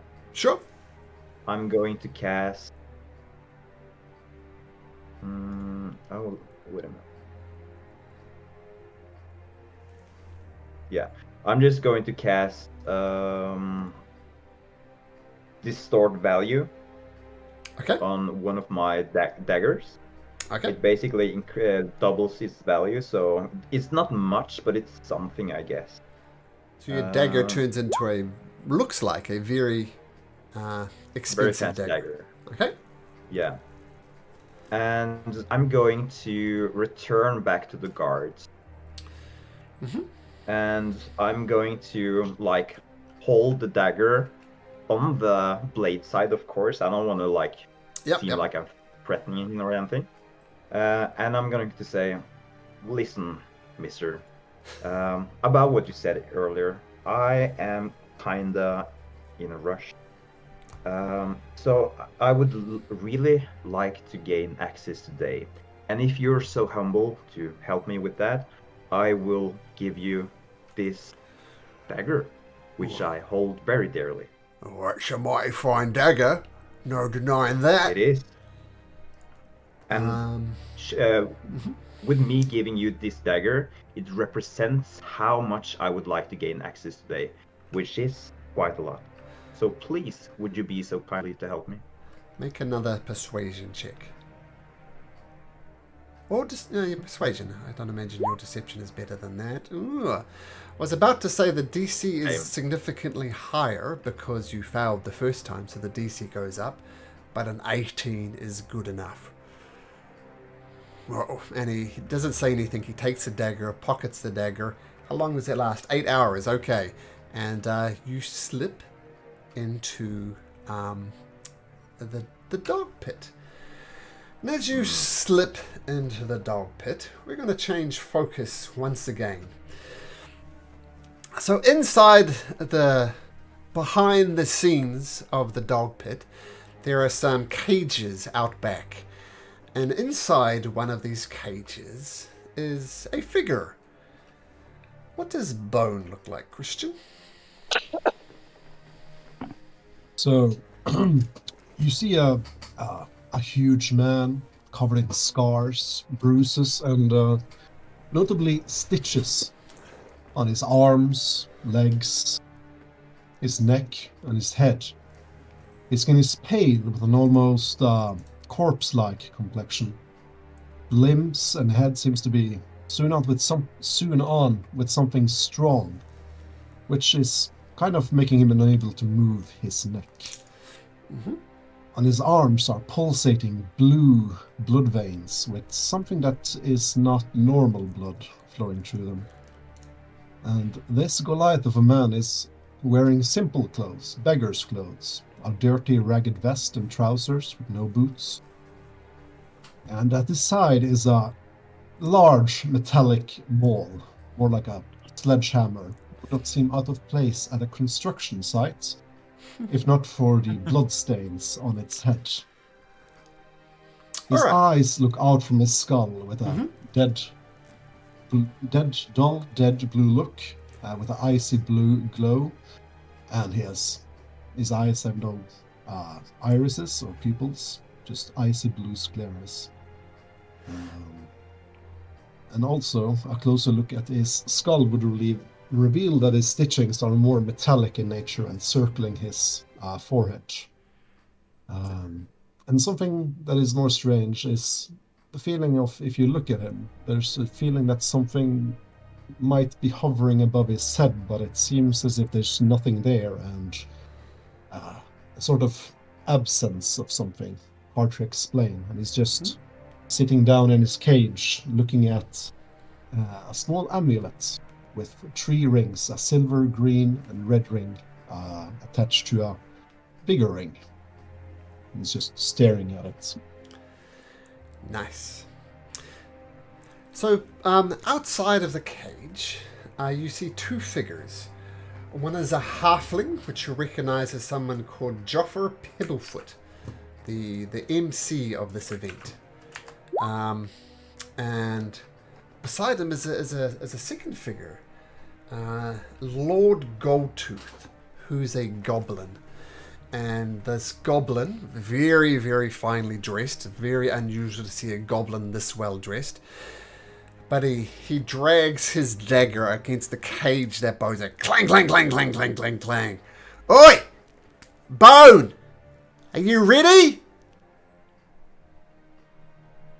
He's going to take 5 seconds, not realizing that someone is speaking to him, before he's going to shift his gaze slowly to the one speaking. Hey, idiot! I paid good money for you. Get your shit together.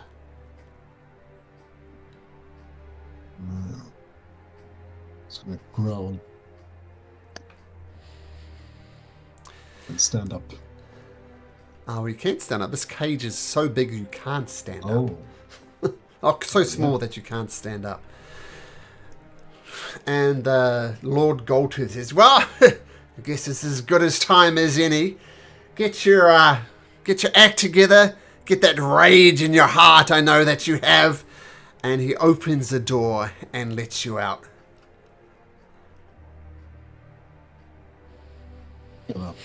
Crawl out, grab his hammer, and so sort of drag it across the ground to where he's pointed at, where they point at, where he should go. Mm-hmm. Okay. The goblin jumps up and slaps you in the face. You ready? You got your name in the game. I got good money paying on you, riding on you. Get your shit together. Slap. Takes a bit of a jump for the goblin, but he does slap you. Bone kill. Yeah, that's it. That's my boy. Bone kill, exactly. And he pushes you, and you start wandering out into the stadium that is the dog pit. And you see Joffer Pebblefoot, this halfling, and there's a crowd there. It's maybe half populated. And you see the Lord Goldtooth, the goblin, goes and takes his seat. And Joffer Pebblefoot says, "Ladies and gentlemen, beasts and beauties, for our final event of tonight, we have 2 undefeated champions. We have the Bone Crusher." And Bone, you wander out. Some people start cheering for you. Any reaction? No. And versus Bone Crusher, we have Thornock the Bugbear. And this bugbear comes out and starts beating his chest. Roar! Okay, we will pause for 1 minute while you place your bets. And we'll get started shortly. Vander, a human, comes up to you and says, "Hey, mate, who you got your money on? I can cover bets for you. Who you got your money on?" Well, Vander thinks to himself, this guy right here, that's what I'm here for. But if he ends up being broken, perhaps his value will, lower down, easier to buy. That gives me a little bit of, let's say a little bit of, what's it called in English? I need to Google that word because that's... A little bit of wiggle room, a little bit of leverage. Yeah, wiggle room, that's the correct word. Okay, correct cool. word indeed. So I'm going to place, not a lot. I do currently have 100 platinum, right? You do? So I'm going to fish up 5 platinum. Oh, that's a mighty big bet, friend. Give me a moment. I'll find some noble. They're always up for bets. And let me just say they're even odds as well. As I said, both of these guys are undefeated. But one of them's going to die tonight. And he disappears with the 50 gold pieces. He comes back. "All right, noble's taking your bet. Are you either making 50 gold pieces or losing 50 gold pieces?" That's how the thing works. And now Of course, sorry, carry on. bet on Bone, right? Like, just to make it clear, I did say to this goblin that I wanted to bet on Bone. Bone. Okay, so your money's on Yeah. Bone. Okay, Bone. This bugbear Thornock says, "Look at this. He's as dumb as a doorpost. It's going to be easy. Got to fight with your brain, son, not fight with your muscles." And for the first time in this campaign, can we... Roll for initiative. Actually, I'll put you on here, Bone, so you can have a character with which to That's roll. fitting. Nice. Well, that's your first roll of the game, so Bone is going to die in a session or two. Not good. Okay, so 3. I think we all might be dying in a session or two. And the bugbear. It's going to roll initiative as well, as soon as I get his sheet ready. And he rolls a nice 3. What's your dexterity, Bone? Plus roll 2. natural. His is +2 as well. Let's have a game of rollies. Highest on a d20 wins. Yeah. 6. Oh, I was so hoping you would Yay! also roll 6. All right. Let me just check a couple of things. As Thornock the bugbear says, "Watch out over there, mate." And you don't fall for it, but he thought you were going to fall for it. And he swings up a morning star that he carries, and whoop, swings over your head. He rolls an 8, and you duck underneath it. Whoa, he may be dense, but he's quick. Bone. Not so much as dodge beneath it. He's just going to actually not act at all at the start when he's being rushed. And he's just going to turn when he's being attacked, which makes it dodge him. It's gonna look up at Der Goldtooth and just point at the bugbear. Kill. Gives you the thumbs up. He's gonna Kill. bonus action rage. Ah, yes, And rage. Swing his sledgehammer. Okay. Just normal? Can you do reckless I at this love level? that. I'm not sure. No, not reckless yet. That's level 2, unfortunately. Okay, but still raging. So, yeah. Okay. Oh wow.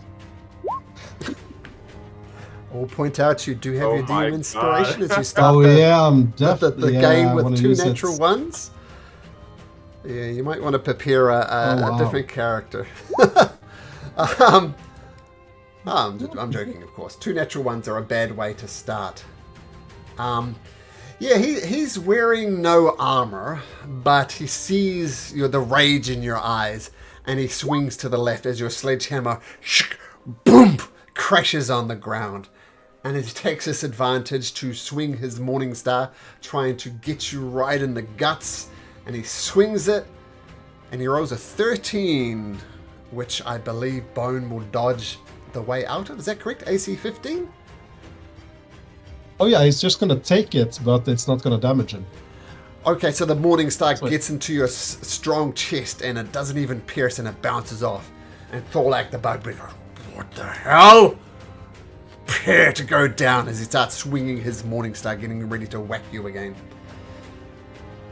Whack him first. Okay. 22 connects. Roll damage. That's 15 damage total. 15 damage. So you swing, and your sledgehammer crashes onto his chest, and it caves in a little bit, and he coughs. That's a mighty good hit, dumbass.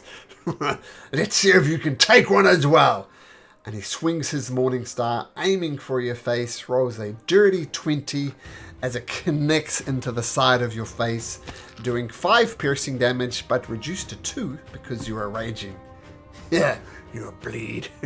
You'll bleed a lot more than that before this night's out. Bring it on! He's gonna just touch his cheek and just see the light blue blood running from it. Swing back. Okay. 13 is good enough to hit. This is only relying on his dexterity, and he's not that dexterous. That's going to hit as well. 12 damage. Where were you hitting him with your sledgehammer? I'm gonna break his knee. Okay, so his knee sickeningly buckles backwards, and he stumbles back. It's pointing completely backwards and says, "She's gonna fight dirty, are you? Fine, so be it."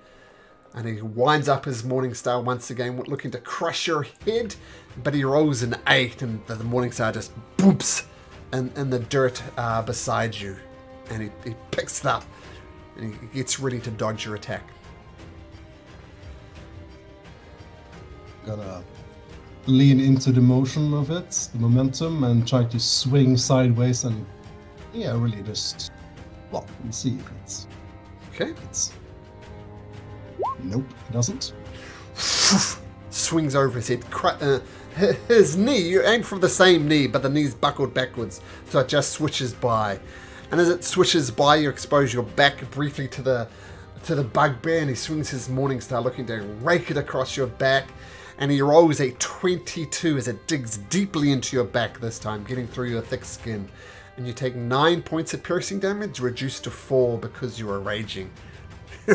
That's it. Bend and buckle. This will be your last night on the earth, idiot. Bone. Swinging again. 12. That's it.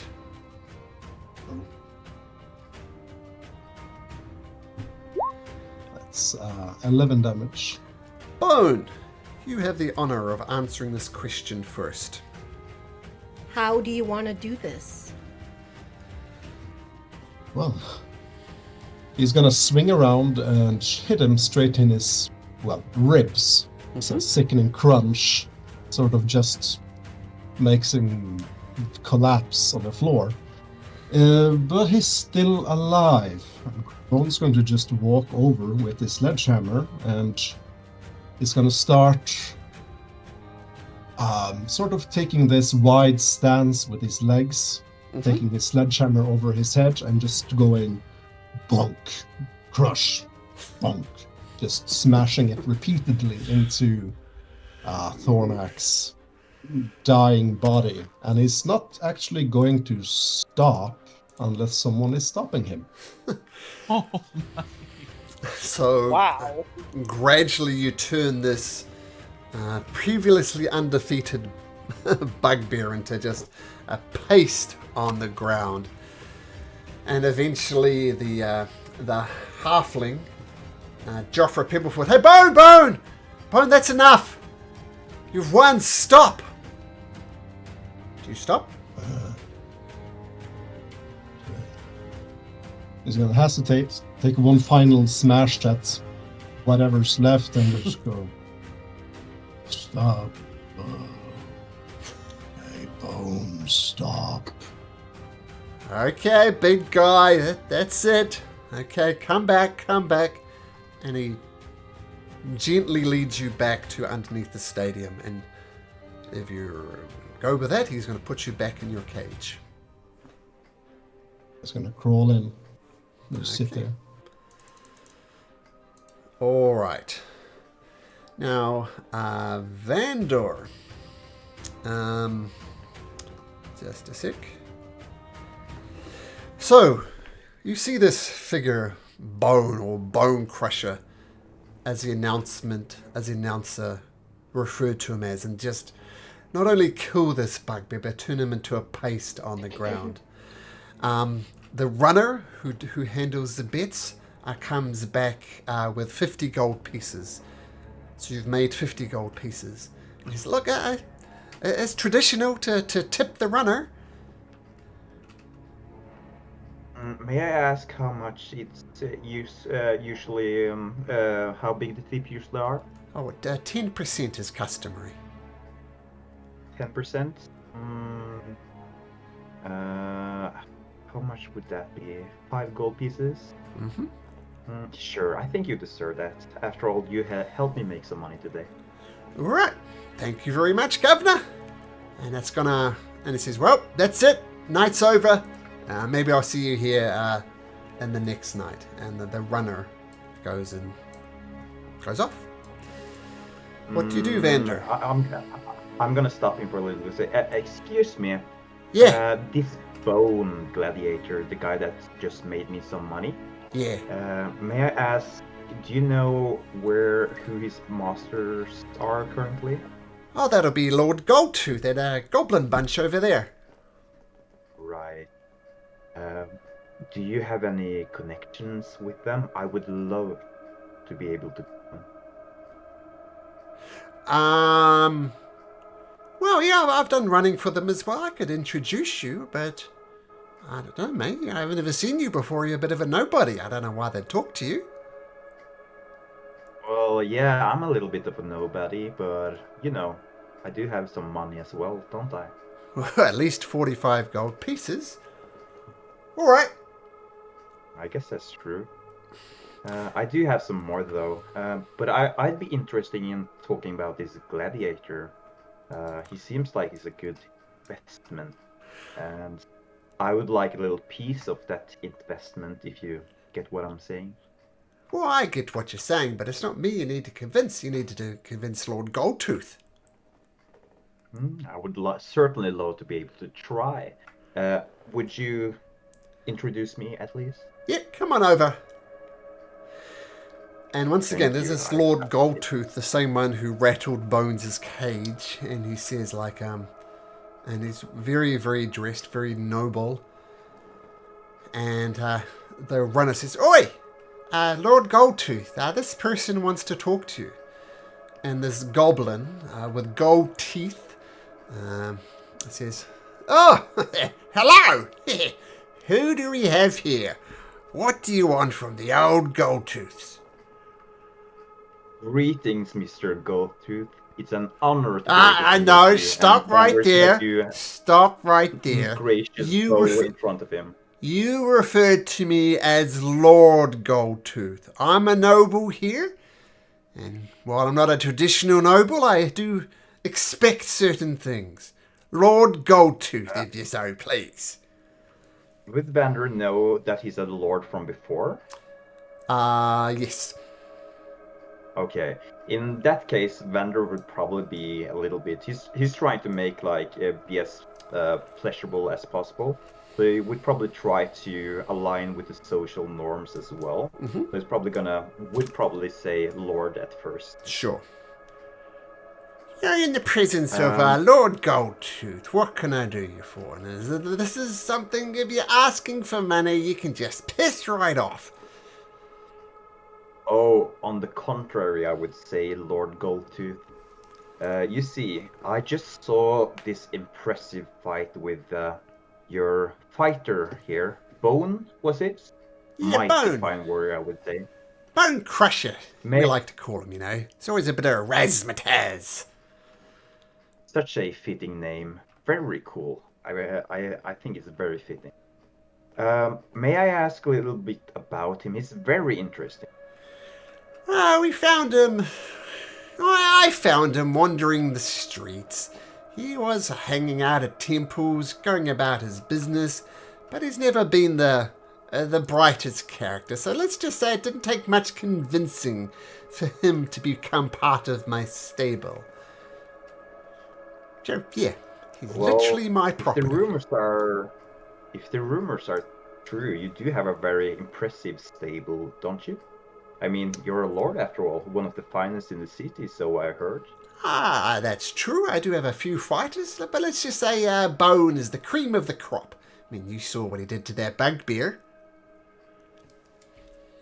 I sure did. Very impressive.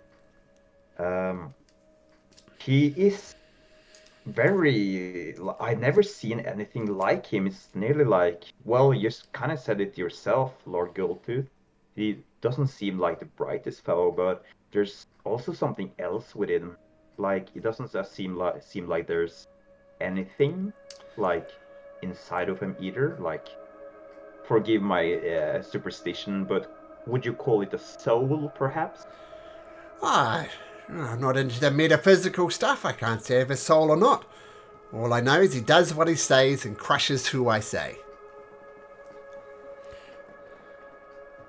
He certainly does.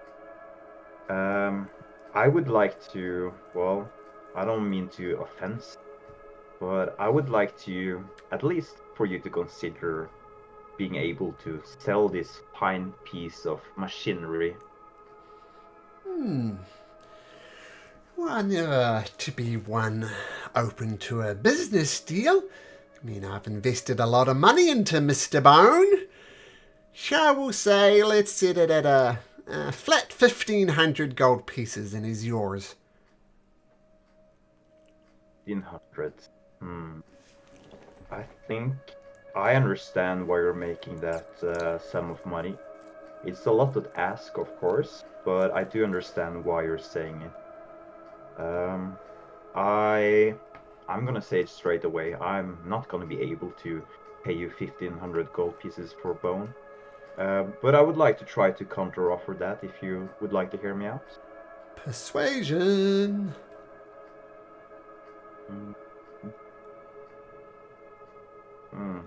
It is whispered to me, so the other players won't see it, but I do see a 14. And he says, I'll tell you what. Let's make it an even 1,000. And let's just say you owe me a favor. What do you think about that for a deal? A favor, you say? Well, Yeah. I would actually love to be in favor with a lord such as yourself. Maybe this favor would even sprout something else down the road.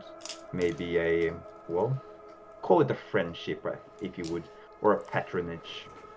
Let's just say you owe me a favor. Let's get not too chummy just yet. Well, I gracefully accept your offer, Lord Goldtooth.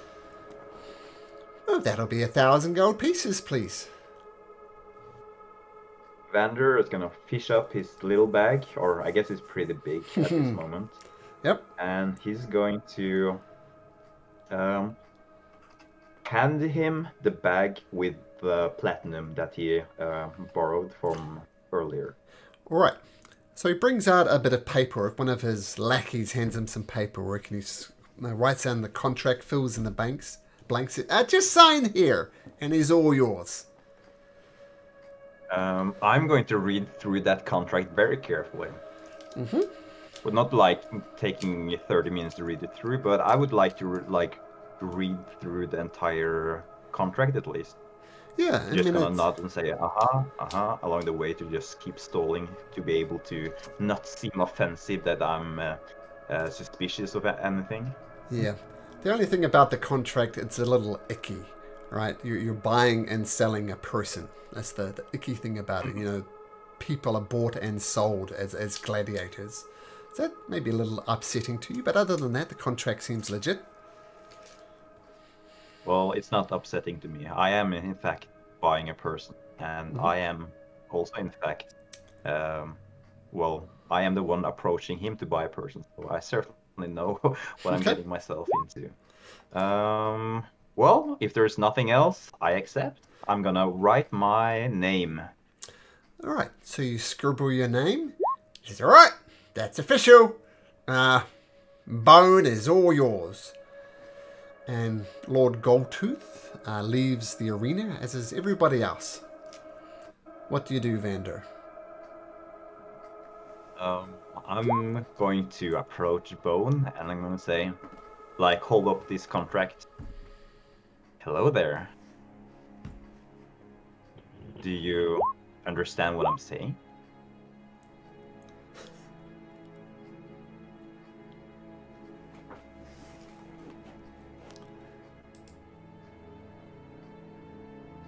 And I'm gonna take a little walk around it to see if he's reacting in any kind of way to me standing close to him, speaking to him. Are you showing your face? Oh, I'm showing my face. I'm not hiding anything from you. He's gonna, after a bit, a couple of seconds, just slowly, not turn his head, but he's gonna turn his upper body towards you. He's gonna look at you and your face. He's going to just stare at you. You can see the slightest apprehension on his face, but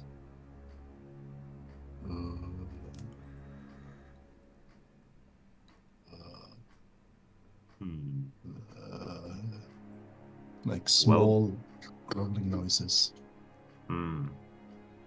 Well, Bowen, seems like your new name is. It's been a long time, hasn't it? Well, I'm gonna pick up the contract. I'm gonna show it to Bone. This, for you, is just a simple piece of paper, but to me, it means that I own you. And it also means that you will do my bidding from here on after. Do you understand that?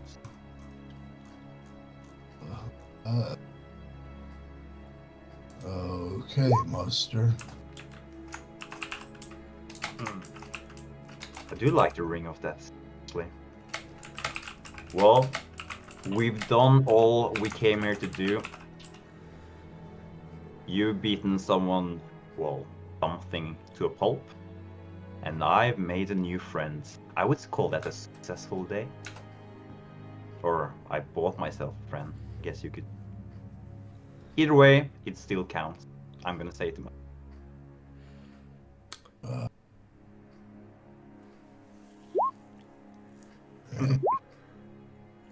So, Bone, your new task, your new quest, if that sounds even more exciting to you. Follow me, we're getting out of here. Okay. We need to find a quick way to make some money. And when I say quick, I mean really quick. You and me, we're not in the best economical spot at the moment. So, well, I guess it doesn't matter to you. Just do as I say and we'll make it through. Okay, master. And yeah, I guess we leave the arena. Cool. So you leave the arena, and you find a tavern to at least spend the night in, and it's called the Lucky Leap Tavern. And whoa, where's it gone? I've lost it. 44. So there we go. So up here, you find your way to a Lucky Leap Tavern. It's a busy establishment. Right up here, number 44. And that's where we'll leave Vander and Bone for the moment. Okay, and we are going to pause, do the traditional blood clot break. And I encourage you to get up, stretch your legs, and we'll see you in a few minutes, guys. Right, cool. That's good.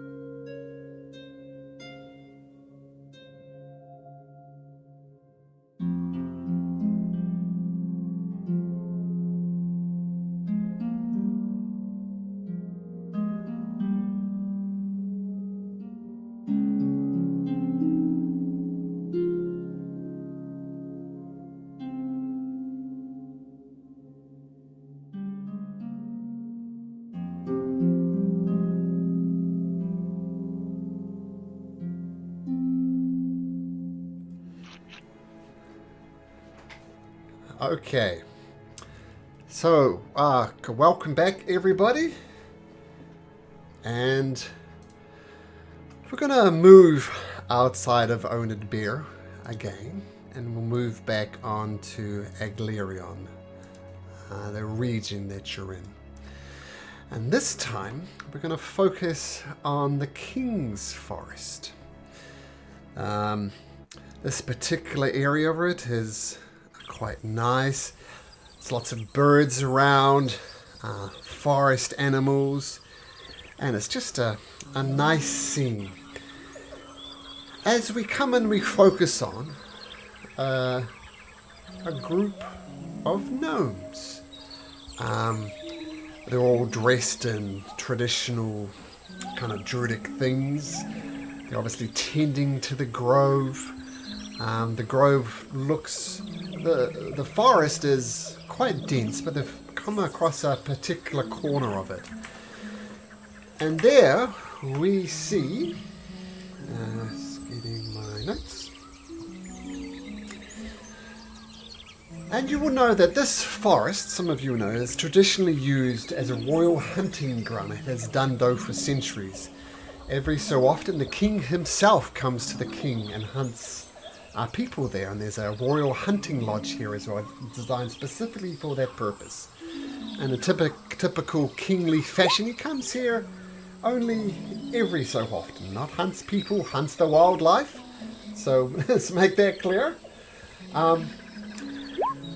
Yeah, hunts like elk and deer and things like that, not people. And here we see two druids who are called Niner Barkhide and River Barkhide. And they're cultivating seeds here from an apple tree. And they carefully remove the flesh from the apples and put it aside, and carefully take each particular seed and plant it in the ground.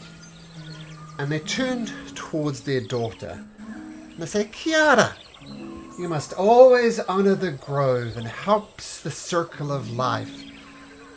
And what does Kiara look like?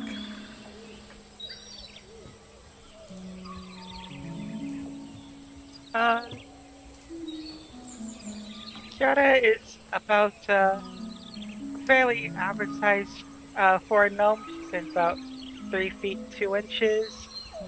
Kind of like wearing a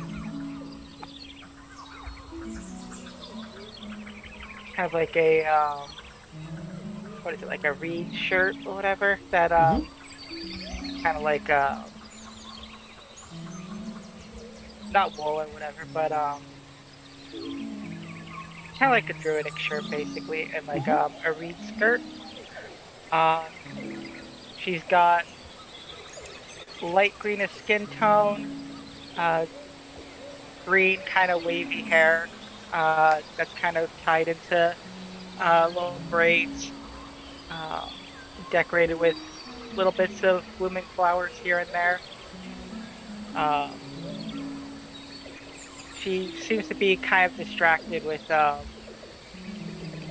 lone like flower plant that's kind of off separate from the others, and kind of like gently talking or humming to it, almost like she's kind of gently caressing it, like caring for it, kind of encouraging it to kind of grow up a little bit, and kind of helping it along.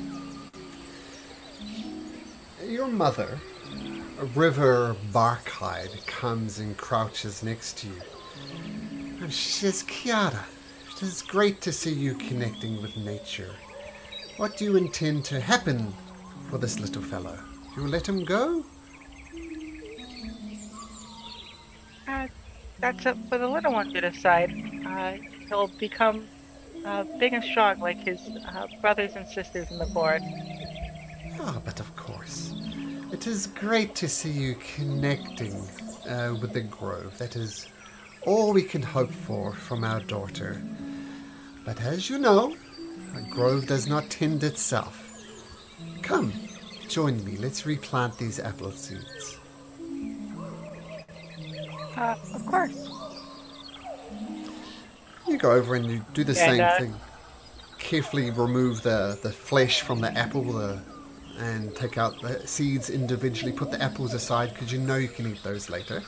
And sorry, Kiara, you were saying something? No, nothing. Okay.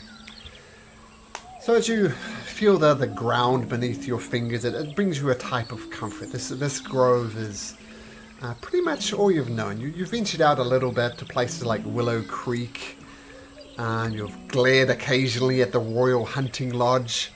So you know the area around here pretty well, everything that kind of touches the King's Forest. But beyond that, you know of places, but you've never been for them. So it feels real comforting to get dirt under your fingernails. And your mother says, Kiara, this is good. This is how we feed the grove, how it continues to grow and thrive. And as we must know, we must not repeat the mistakes of the Seven Thorns Druidic Circle. Do you remember the mistakes they made, Kiara? Or do you need me to remind you one more time? You're referring to that horrible man who has been kidnapping children. Yes. Well, we bear no malice to people outside of our grove, as long as they don't, kill things unnecessarily, chop down trees for firewood and that. You have no qualm. And it is good that we got out when we did. I'm pleased that you're prepared to listen to these lessons. You are wise beyond your years, Kiara. As long as you're not poaching beyond the balance of nature.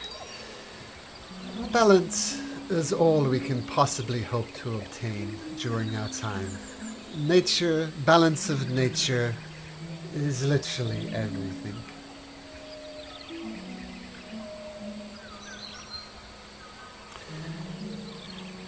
And you continue to plant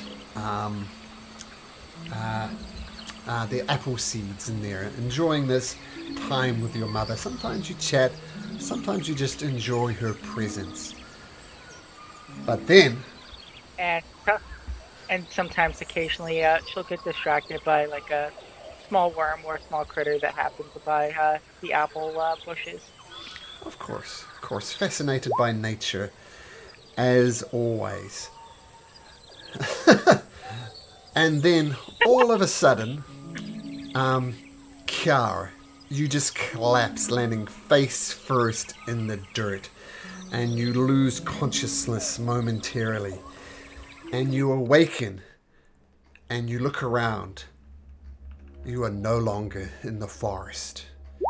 You are somewhere else. You look up at the sky, and the sky is almost on fire. There's red, and you're surrounded by a forest, but it's not a forest like you're used to.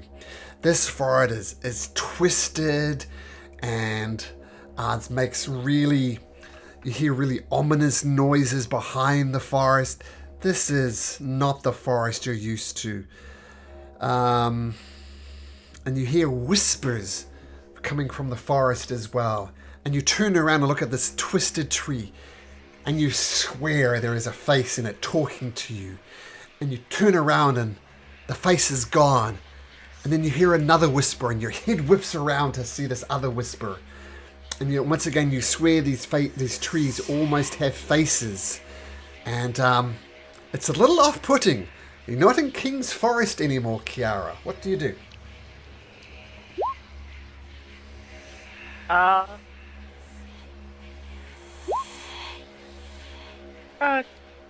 Mom? Dad? No response.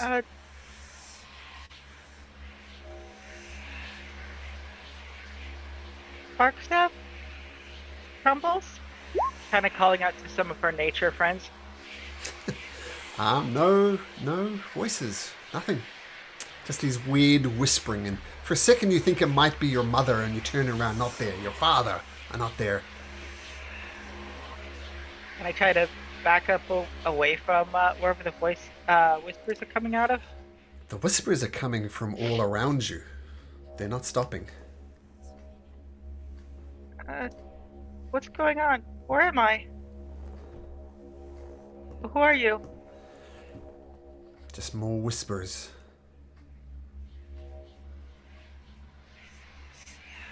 Uh, I'll have you know, you don't belong in this forest. It's the King's Grove, and our home. More whispers. You swear for a second you hear your own name, Kiara, Kiara. And you turn around and there's nothing.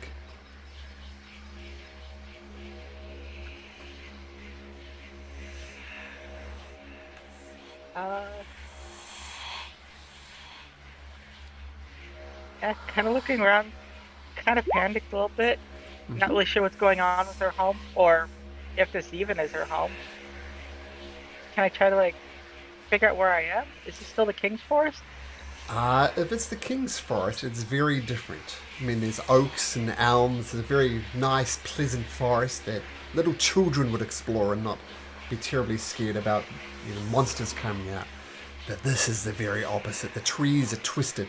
There's like an oak tree here, and oak tree, just straight and strong, straight up to the sky. But these ones twist round on themselves, almost tying them a knot. And you see things like mangroves are grasping at the ground. It's very, very... I mean, it's still a forest, but it's a very off-putting forest as these whispers continue. Not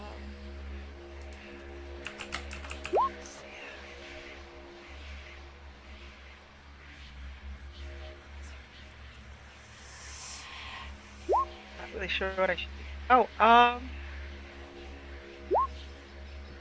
kind of like gathering herself a little bit. She'll start kneeling down in the grasses and start putting some of the sticks and other things together for a ritual. And I want to try to detect poison and disease to see if maybe this forest is sick with something. Okay, so using your sticks as your druidic focus, you do it and you invoke this spell. This entire forest is poisoned and diseased. It's a very, very sick forest.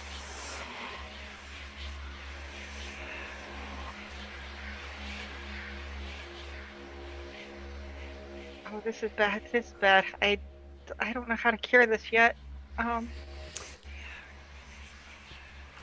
Kind of speaking to the forest itself, in kind of druidic. Yeah, she's speaking druidic right now. I'm sorry, I can't help you right now. I can try to prepare something, but it'll take some time. And she'll try to back up and find like a safe spot to kind of like build a sanctuary. Okay, so you look around and try and find a spot. As I said, this is a very twisted, perverted forest, and even for you, a creature who's used to moving around trees, it is proving difficult. But eventually you come to a more of a clearing, and inside this clearing is a tree that towers over the rest of the trees here. Has many branches sort of at all levels. And this one is black, it's twisted, and it looks as if it's dripping some black ooze from the side, just bloop, bloop, bloop. And you look up and you see a figure. It's wearing a crown and is wearing a kingly costume, kingly garb. You've never been out of the forest. You don't know who this is. You don't recognize it. But you see him hanging, like with a noose around his neck, swaying gently in the breeze, not moving.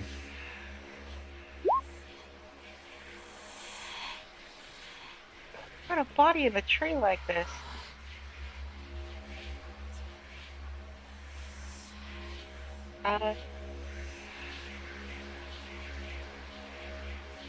She'll kind of slowly and carefully start approaching the body. She doesn't really like it hanging from the tree here. but at the same time, she doesn't really like seeing the dead body. Well, it's like about 10 feet up, so it's out of your reach. You could climb the tree and detach him that way if you wanted to.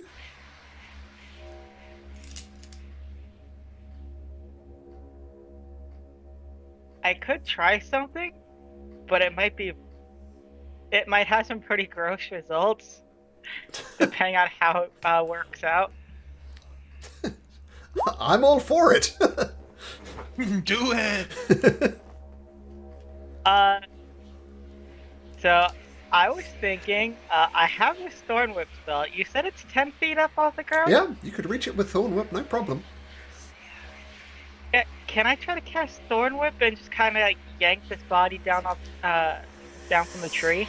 Sure, make an attack roll with your Thorn Whip. As your first roll, Kiara Barkhide of the campaign. Let's see if you can do better than Bone. Well, not a natural one, so that's an improvement. So the Thorn Whip whoosh, grasps onto the body, wraps around. You're going to yank him back? Yep, and then kind of like jump back a little bit so it's not going to like fall on me. Okay, so wraps around, you pull it off. The rope, strange enough, snaps quite easily, and he falls to the ground. The Thorn Whip messes him up a little bit. Some of his middle is kind of more on the outside as you kind of almost gut him. But he's off the tree.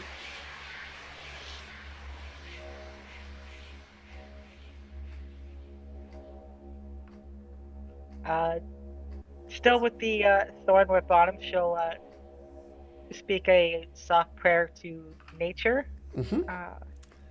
about the end of life cycle for this individual. And try to drag it off with the whip to someplace that maybe it can find some new growth for the forest. Sure. So you drag him using your Thorn Whip. It's like a dead weight, but with a bit of effort and huffing and puffing, you do find a place in the forest where you think he could continue the circle of life. And hopefully this new growth might in time help turn some of this corruption around. Okay. As you're kind of laying him in a spot where you feel maybe it could even heal this forest, you know it's poisoned, the hand from this crown figure shoots up and grasps you around the neck, and it slowly drags your face right in front of his face, and he's preparing to speak. What do you do, Kiara? Let go of me! And like try to pull back away from him. Okay, make a strength check. Oh, this is not going to be great. And I imagine that's not your wheelhouse. So you try and pull away, but this is like a vice-like grip. And the kingly figure's eyes open to you. And he says, "You must save me, or all is lost. Kiara Barkhide, save me. Head to my kingdom. Head to my capital. Save me." And then he releases your grip, and you try and, center yourself, and you look around. But this time, the forest is gone. And you look around, and you're surrounded by a city, and you see walls on the... Well, you're floating above the city, and you see walls around the city, then a wall within the walls, and these many beautiful buildings, some not so beautiful. And the king is still up there, still holding your face. He says, "Save my kingdom, save my city before it burns." And then you watch below as the city that he's showing you immediately erupts in flames. You see people running back forth, screaming, and you can't take your eyes away as the city burns and burns and burns until it's just ash on the ground. This is save my city. And then, boom, you find yourself back in the grove, back in your glade, back in your place of comfort, looking up at your mother, who's looking very concerned. Kiara, you're all right, lass. What happened? Yeah, Kiara's kind of breathing heavy, just like soaked in sweat. It was horrible. Our forest, it was sick and poisoned. The king was dead. I tried to purify the forest with his remains, but he told me his kingdom was burning. What? Well, you're here the whole time, lads. What do you think it means? I don't know. Why would the king want me to save his kingdom? Doesn't he have a whole army over there? Oh, describe the forest where you were last. You said it was not like King's Forest? What was it like? Everything was sick and oozing and gnarled. Oh, The lass. sky was red. The sky was red and the wood was blackened. Lass, I do believe you've had a vision from the Earth Mother herself. What she saw was not King's Forest. I believe she was showing you a visit of a place called the Fey Realm, where we have strong connections to. Whatever this vision means, it's somehow connected with the Fey Realm, and somehow connected to the King, and somehow connected to Oden Beer. Oh, this is a dark vision indeed. I'm surprised the Earth Mother reached out to you, given that you're so young. Why would she reach to me? I haven't even properly joined our circle yet. Oh, alas, that is true. You've shown great promise. I don't know why the Earth Mother might have chosen you, but chosen you she has.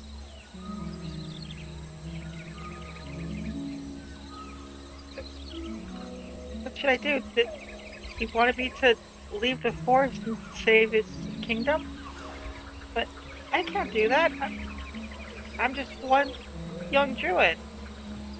Lass, I've talked to you this about time and again. You're stronger than you know you are. Do you think the Earth Mother is a fool? Of course not. She's wise and knows what's best for all of nature. And she's wise enough to choose you for this task, lass. You need to get to Odenbeer. You need to... This is somehow tied up with the Fey Realm. I know that from your vision. You need to go to Odenbeer and see what you can do. And you're going to be like a lost pup in a forest. And I know you do not like the big cities. But it seems this is where your destiny is leading you, lass. You need to go. Of course. I really don't like that place. They have the big stone walls that feels like it's trapping you in a cage. I know, lass. I know you're not comfortable in the big cities, and I don't like them myself. Too many people, not enough trees, bustling around, hurrying around, sitting in their stone buildings. I do not like it. But it seems this is where your destiny is leading you, lass. Seems so. Should I try to pack my things? It'll be a long trip, I think. Oh, I think it is best. I'm giving all you the facts and what I think of this vision, lass, but I'm gonna miss you. We got away from the Seven Thorns and things were going good. And I hope me and my father have given you the tools you need to succeed in whatever this quest is. But lass, I'm gonna miss you.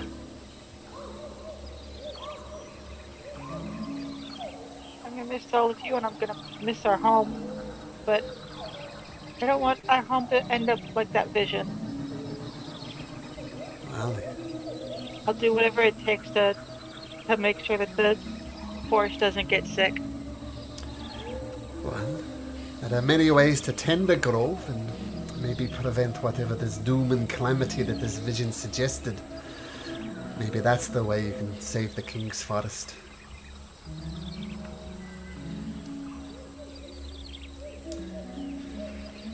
I'll give him whatever counsel I can then. And Perhaps all... this is a warning sign to him. Maybe this was a warning to him that he was doing something that he wasn't supposed to, and he needs counsel to turn away from that decision. Maybe. As you know, we do not take much interest in what the king says on a day-to-day basis. But, and I'm not sure. I mean, you can hardly go up to the king and say, "Hey, king, doom and gloom is coming." That's just not the way it works.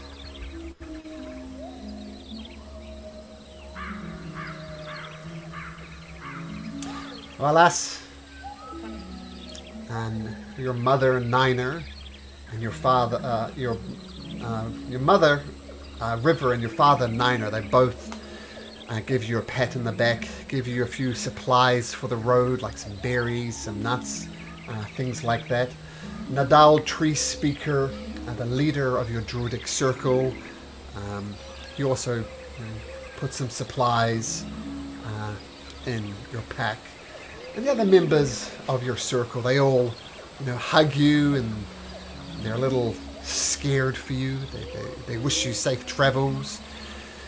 And eventually get the time where you put your barkskin backpack on, supplies ready, and what do you do? Before I leave, there's a spell I want to cast, so they can at least have something to remember me by for today. Sure. I will cast Goodberry, and I will pass one out to all the members of the Grove, and then stow the rest of them in my backpack. Nice. So there's 7 members in your circle, so you have 3 good berries in your pouch. And we all know how useful they can be.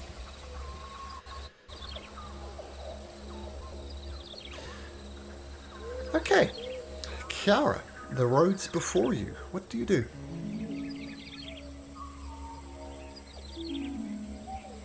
She'll pull up the hood on her cloak and start going down the forest path to the southeast, towards Willow Creek. Okay, so you leave King's Forest, which is pretty much all you've known for your entire life. And it's a little bit sad as the sounds of birds, the sound of the forest animals fade away. She'll kind of pause at the when she gets to the edge of the forest. She'll kind of pause at the edge of it and turn back around to look back into her forest. Yeah, it's a little odd, of course, seeing the forest go before you, saying goodbye to. You recognize some elk, some rabbits, some other forest creatures who also come up to you and say hello. Your friends, creatures that you've connected with.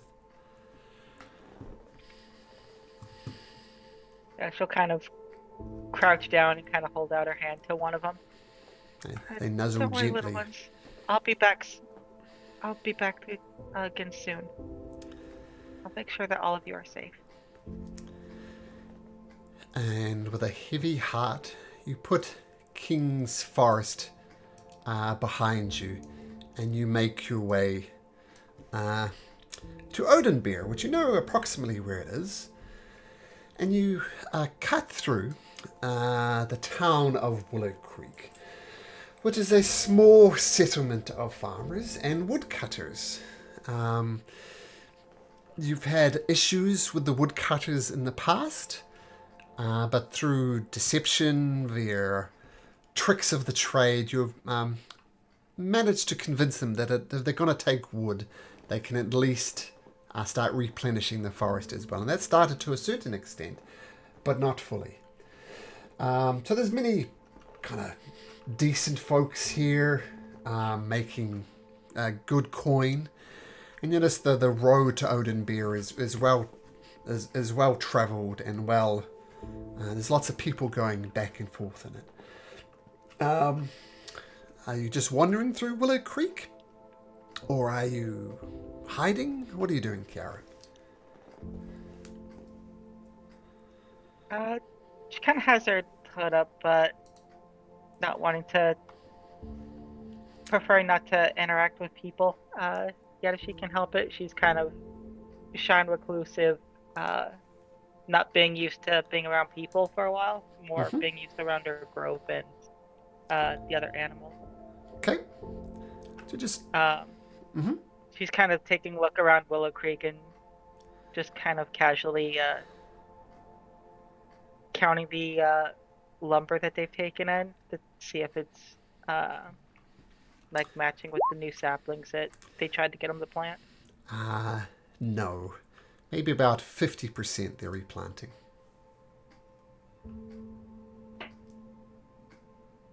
They're not keeping up with the balance like they're supposed to.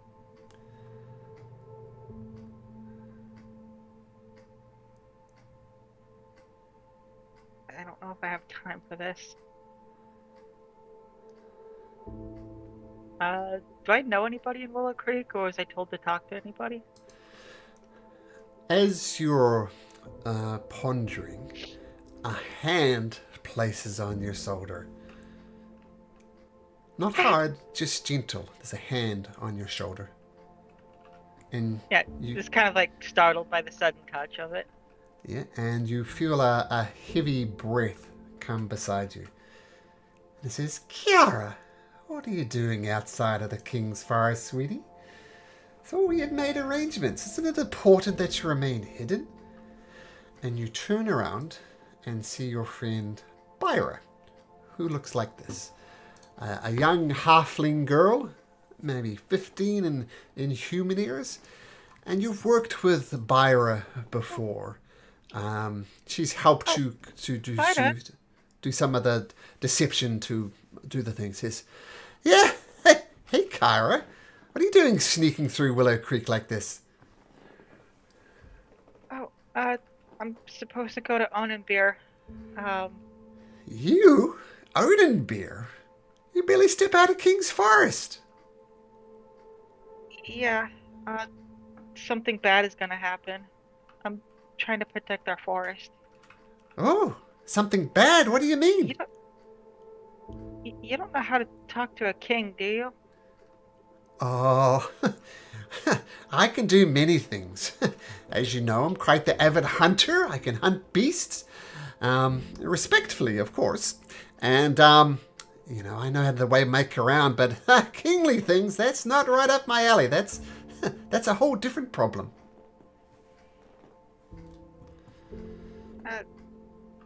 Well, I saw a vision from the Earth Mother. I'm supposed to help the king, or our forest, well, our other forest is gonna become burned and corrupted. Oh, that sucks. I mean, I know how much the forest means to you, but it means a lot to me as well. I mean, I know my way around King's Forest. Of course, I never venture into Thornwoods. Too much bad mojo happening there. But yeah, that's... Nobody should go into Thornwoods. Oh, no. Give that place a wide berth. Well, Kiara, that's, quite the burden for you.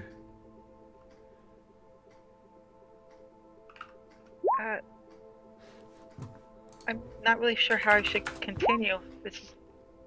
I haven't really been much further past this point. Well, it seems destiny's calling you, friend. I mean, how does one even go about venturing into a city? Well, my understanding It's is like you just walk in. Yeah. you just walk into a cage with all the stone walls? Oh, cage is one word for it, but for you, yes, it's going to be like a cage.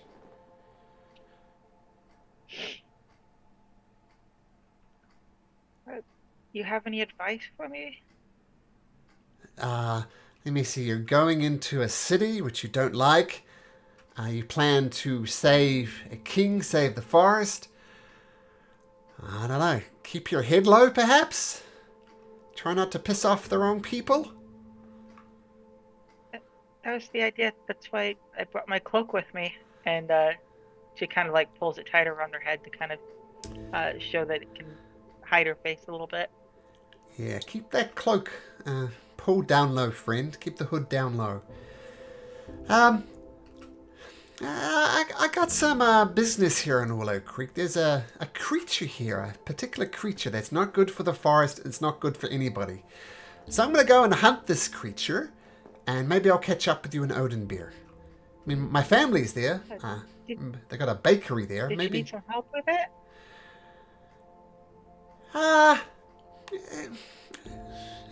No. I think I got this.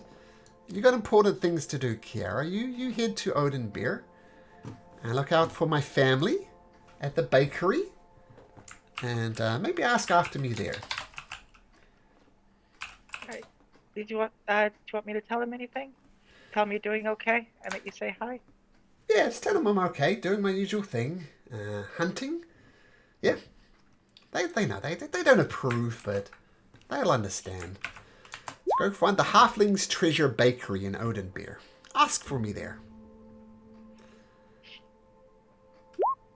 I'll let him know that you're doing good work for us too, and helping to protect the forest. Okay, and she gives you a warm hug. All right, Halfling's Treasure. We'll see you there.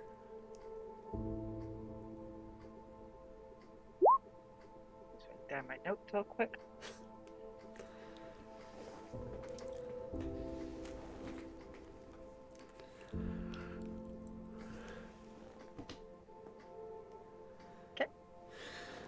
Okay, so saying goodbye to Byra, you venture further than you ever had. There's a scarecrow, and you think, wow, never been past this scarecrow. This is the furthest you've ever been.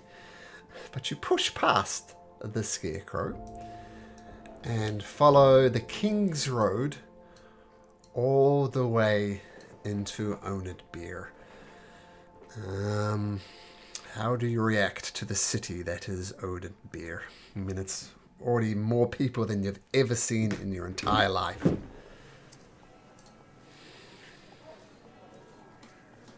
Kind of like trying to catch her breath a little bit, holding the straps of her bark backpack, just staring up at the massive walls in front of her.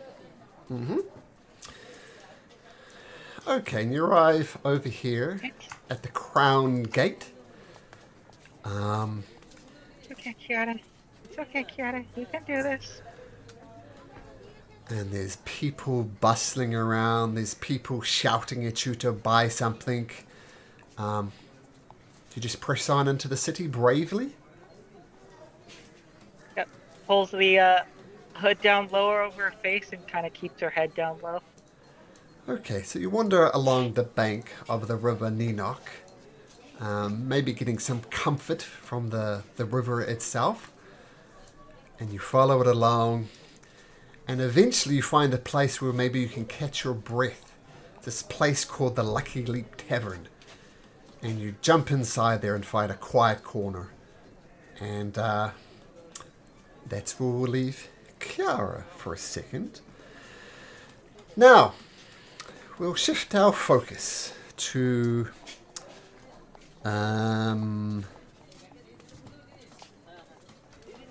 a noble villa. And let me just get my notes. So,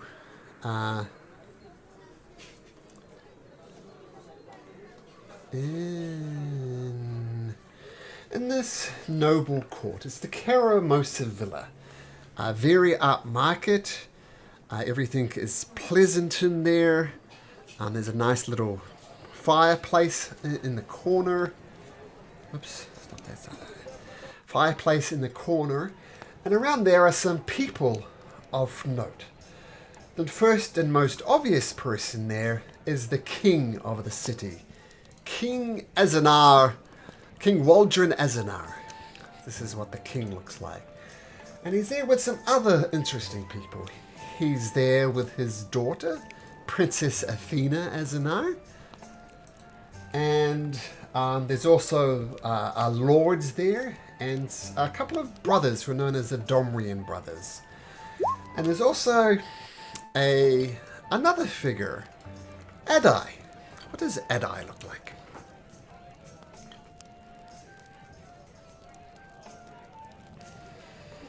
Sorry, mute.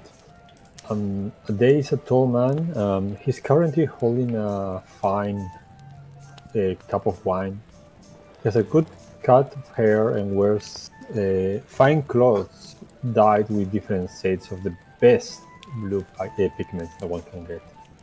On top, he's wearing a polished armor of steel and leather and a noble family sword.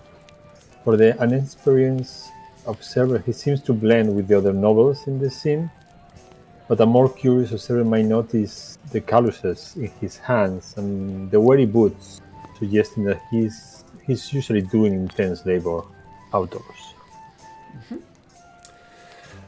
Okay, so King Waldron is talking to your father, and they start striking up a conversation about a ball. And King Waldron says, well, as you know, this ball, it's very important for you to put a presence in. And, I mean, part of the scene is, of course, to be seen. So it's very important you're seen there. And, of course, Adai, I know you're not like this type of scene, but we really must insist you're going to be at this noble ball. Do you understand me?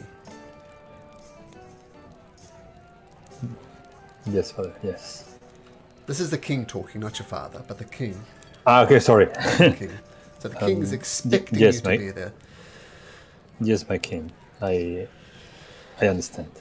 And I expect you to wear something a bit more becoming of your station. I can see the dirt on your robes from there. And those dreadful boots you are wearing. Get some style and some class befitting of your station. I apologize, my king, but the men needed help with the swords. There was some problems on the road.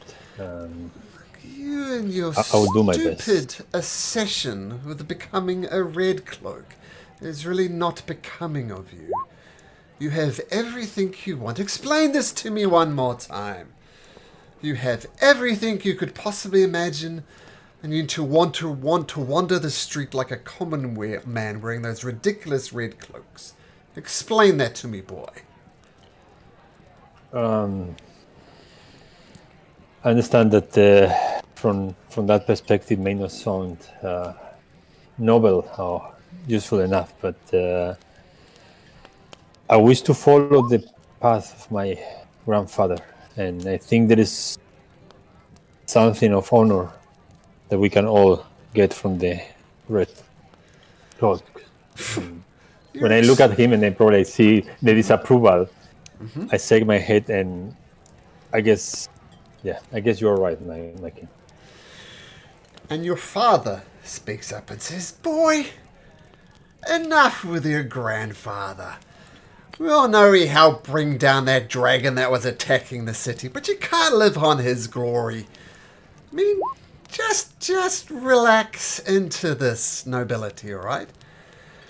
And there is a person here who you know as one of the Domrian brothers, a very snooty up-class family. And this one is Marlo Domrian. And Marlo says, if I may, my king, we have a pre-ball function coming up. Perhaps it would be good if Adai came along to that, and we can teach him how to walk like a noble, act like a noble, behave like a noble. And your father turns to you and says, "Wow, that's an excellent idea, Marlo. You'll be attending the pre-ball festivities. Do I make myself clear, Adai?"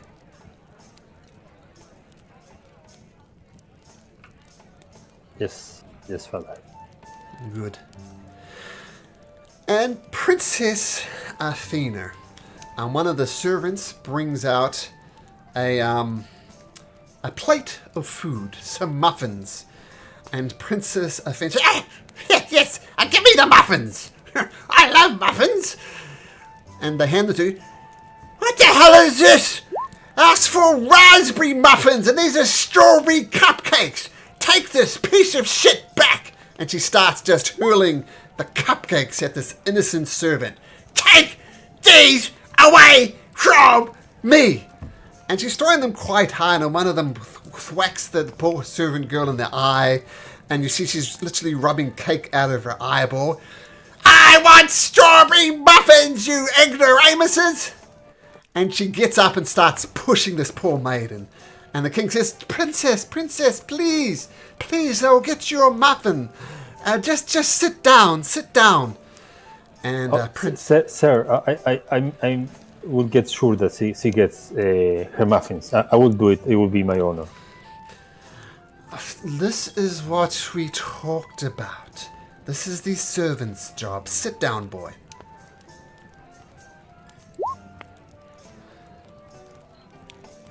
I sit looking at the poor waiters that's leaving probably the scene in pain. Yeah, she the poor servant girl is just in tears at this unprovoked rage from Princess Athena. And you notice she initially asked for raspberry cupcakes, and then she's talking about strawberry muffins, and then she's saying she wants raspberry cupcakes once again, basically being a worse guest. But she noticed you trying to help, and she said, Adai, you're such a sweet boy. Tell me, do you have a date for the ball?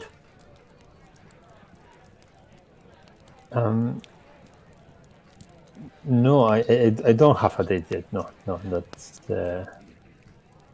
Oh, no. Oh, that's interesting. Come with me, let's have a little chat. And she grabs your hand and starts dragging you to a different area of the mansion. Okay, I walk there and trying to look around the scene for someone to save me.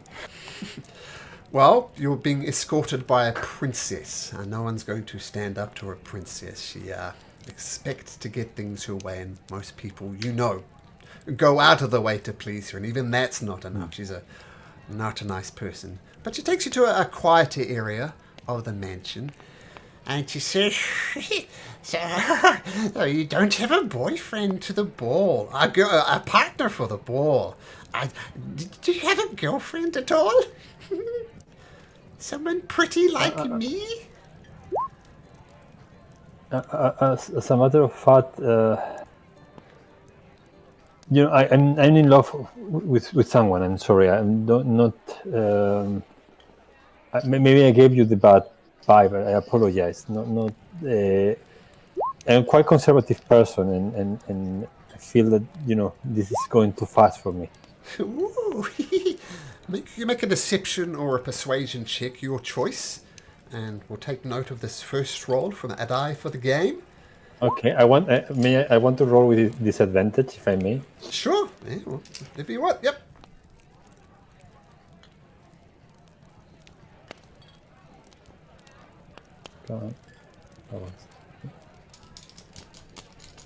First roll of the game, no pressure. Not bad, 8. Oh, I think you do have a girlfriend or a boyfriend. I don't mind. Let me see your finger. I want to see if there's a ring on it.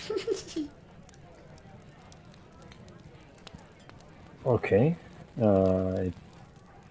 For a second, I think about taking the wrong finger, but I saw her in my hand. Is there a ring on your finger? No. Oh, tell me, this girlfriend, is she a princess like me? And no, she's not. Of course she's not. I'm the only princess. So if you were to drop her and pick me up, you could become a prince and then maybe one day the king. Could you resist such an offer? I thought that Malo was looking at you with desire. That maybe he, will join you this important event. He's a really handsome man. Oh, he's not as handsome as you are, though, and I.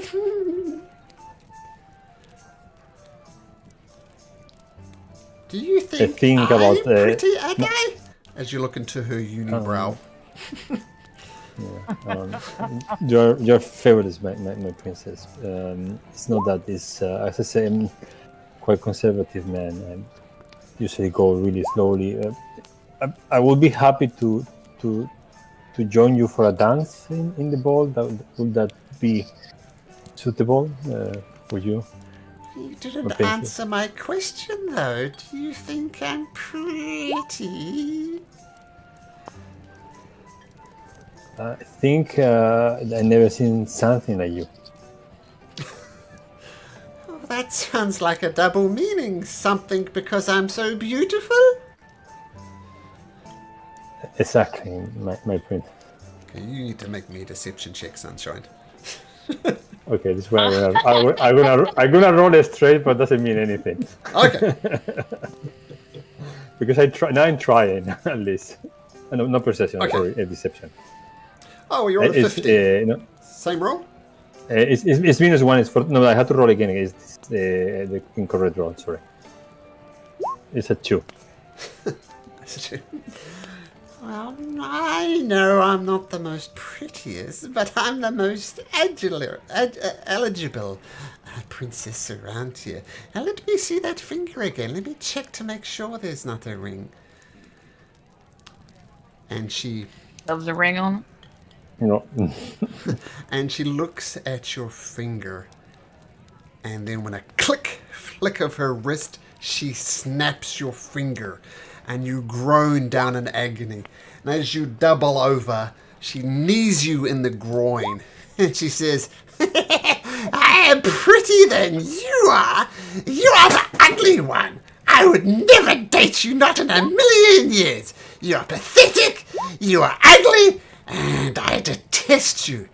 And then she opens her chomper, Mike Tyson style, and takes a big bite out of your ear. And your earlobe goes into her mouth, and she spits it out.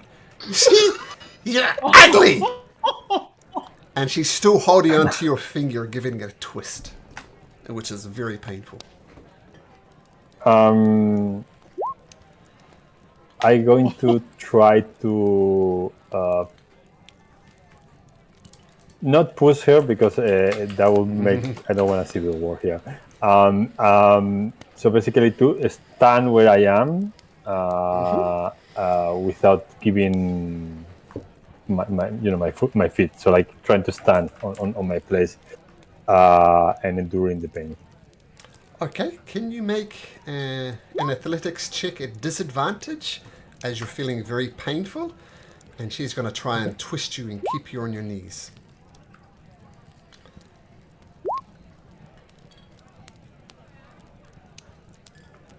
$21 with disadvantage.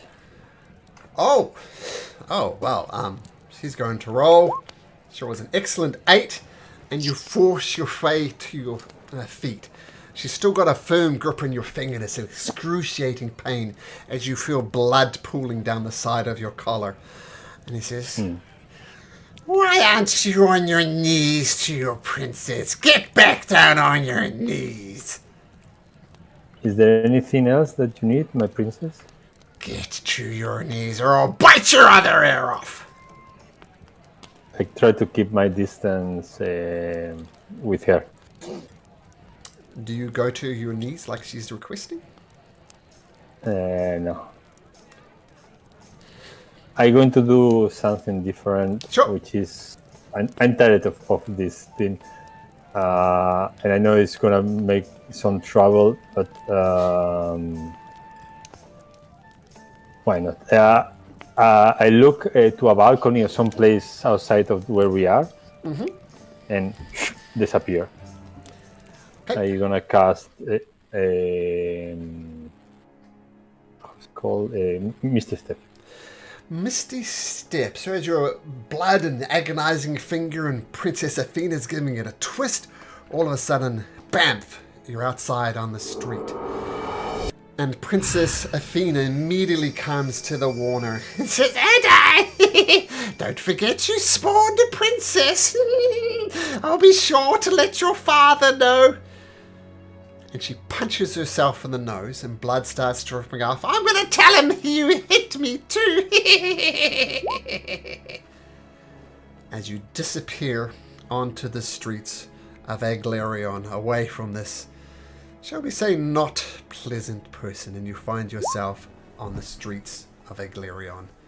Princess Athena behind you with a bloody nose that she's going to blame on you. What do you do? I'm going to try to find my mentor. So like going again inside and check into the rooms. I probably seen him somewhere before, so I'm going to try to find him and get some advice. You go to the Sword District, which is where the Red Cloaks are based, along with industry like the bank and other necessary things to keep a city running. And you approach there, they give you a nod. The guards on the door, they recognize you.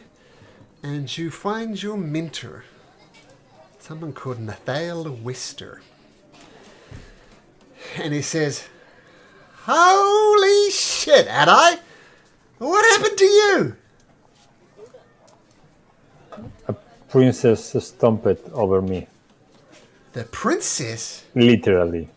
Oh, well, I mean, it's Lucky me.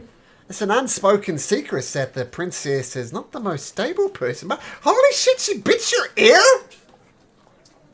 Yeah. Do you have some cold water or something? I think I'm gonna get an infection.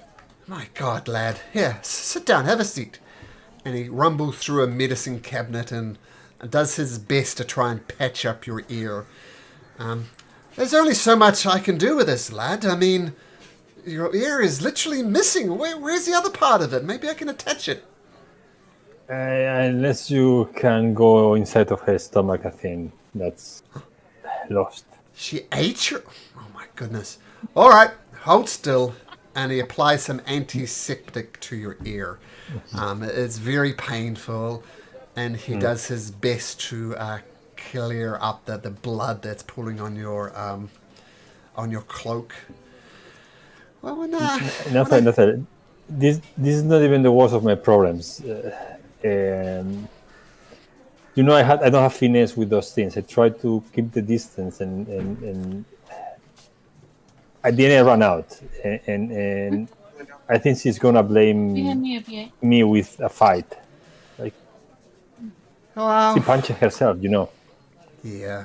Well, lad, I mean, she is, I'll say this politely, not stable. And everybody around here knows that. She's not stable. I know she's done tricks like this before, but she's the princess, so she tends to get away from it more than often than not. I suggest you keep her a distance from her. That's what I wanted to ask you, whether I can lay down or get out of the grid for a few days or something, until at least my father and the king get into their senses. Well, of course. And I wouldn't be a red cloak without knowing what's going on in the city. As you know, as you aspire to be, us red cloaks are dedicated to keep the law here. We have responsibilities to dish out punishment, if applicable. And, given time with the right training, I'd like you to be a red cloak yourself, as I know you want to be, but you have the weight of nobility on your back. I'm not sure how this is going to work out. Well, for the moment, definitely not well, but I know my father has the best intention in his heart, but this is extremely stupid. And I don't understand the king, such a legacy among his blood, and now all about the balls and dances and these stupid things. They used to fight dragons, now they fight their appetite. Well, I myself don't have such a problem with this. We have been here we've had peace for a number of centuries now. The kings have ruled well, they've increased the city. We're well defended. Why not take the time to celebrate with the noble balls? I don't have a problem with that per se, but maybe spread around the wealth a little bit. To the South District in particular could need this. But in times of plenty, that is a time to celebrate. Well, if I manage to get some good words in my father's ear, maybe he can say something to the king about the South District. Of course. I doubt it. My father is more concerned on other things, unfortunately, than problems of the folk. Of course. Now, as I said, I wouldn't be a red cloak without keeping my eye on the city. I know there's a noble ball coming up. Is your presence required?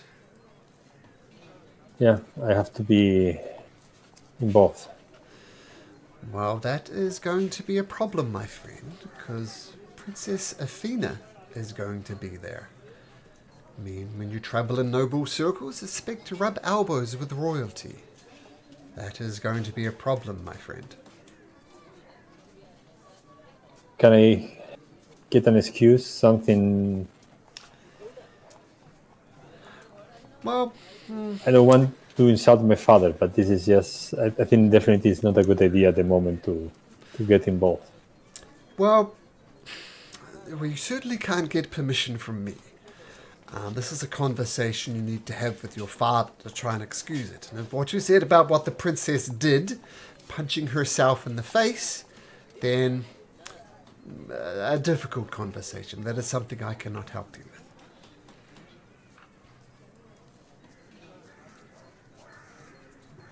Well, I will check what can I do. Well, in the meantime, if you're keeping low, there's a little task I would request of you. There are some out-of-towners, people who I don't recognize. There's one of them I do recognize, I know something about. His name is Bone. A brute of a beast if there ever was one. Did some amazing things in the dog pit. Why he is free and out, I do not have the foggiest idea. There's a bunch of other eclectic figures. If you'd be so kind as to make your way to the Lucky Leap Tavern and keep an eye on them, that would be very much appreciated. That will definitely keep me distracted. I appreciate that.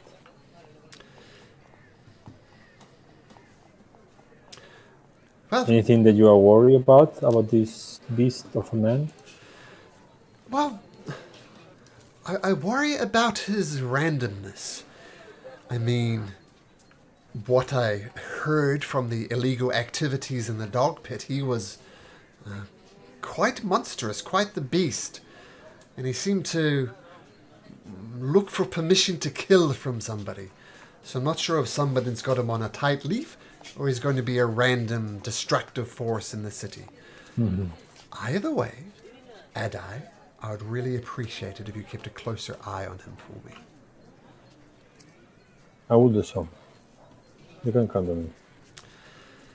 Okay, and I know you want to become a red cloak, but maybe there's a better way than getting your cloak bitten red from a bleeding ear.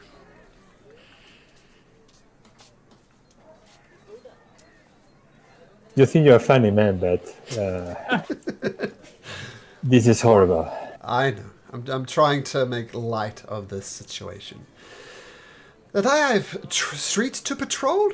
I mean, keep in mind you're not a red cloak at the moment. You cannot have the same authority. But the red cloaks know you. They know what your ambitions are. So maybe, they'll treat you well. Just keep an eye on them for me, and I'd appreciate it. I will try. And And when possible, I will have also a conversation with my father. Of course, of course. So, Edai, you make your way to the Lucky Leap Tavern. And we're going to switch focus back outside to two individuals who are up in a tree. So, as you're up in a tree, you make camp on the outskirts of this forest. Kezri and Kracion, what do you do? Let's say you're about here.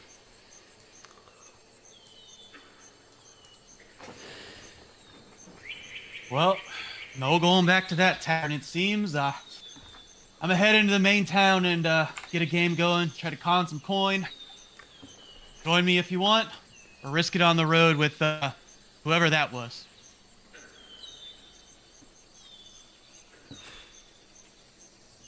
Oh, you're muted there, Miss Karzi. My bad. I don't think I would like to be alone. So I guess I will go where you're going for the time being. I am Kazri, by the way. I think I got that from, asking, shouting your name as we ran through the forest. Yeah, fair, but still, polite. Well, that's true. Here, I'll be polite too. Here's 2 gold. I told you I'd double what you gave me. Fair, thanks. And yeah, the DM's got Karzi stuck in his mind. Sorry about that, Kezri. It's fine. Easy to switch them around. Have I traveled to this place before, Malcolm, on my travels? Yes. But you've been All right. forced to leave a couple of times as people connected to your con, but you're familiar with Oden. Well, I think I know the best way to travel here on these roads, but possibly could run into some folks that might not be too thrilled with me. Well, as long as we don't have to get in a fight, I'm sure that's fine. Right. You realize I said might not be too thrilled with me, right? Well, I mean, they don't have to be happy with you. That doesn't mean they want to hit you. Oh, when you con people out of money, they kind of like to hit first. Ask questions later. Well, we can avoid that, I'm sure, with being polite and nice to them. And maybe you can pay them back. See, issue that is, I might have lost all the money I conned out of them, but yeah, sure, try to talk our way. That works sometimes. Show them with kindness. Right. Yep, whatever works for you. Let's put that fire out and get on the way. Okay. Okay. So you put the fire out, and you know the best way to Oden, you're going to have to cross over the Azure Bridge. And this Azure Bridge is unusual, and it's got this shimmering force field on top of it. And you see a man standing at the bridge who looks like this. And he's got this blue device in his hand, similar to the blueness of the bridge. And you see a family of 4 crossing the bridge. Two halflings with 2 even smaller halfling children. And they hand him some silver pieces, and he nods, and then they start crossing over the bridge. And all of a sudden he presses a button on this device on his head, and all these 4 halflings just freeze into place as if their feet were glued to the bridge. And it says, "Oi! It's 5 silver pieces per person. I count only 19. You owe me a silver piece." And the halflings, I'm terribly sorry, sir.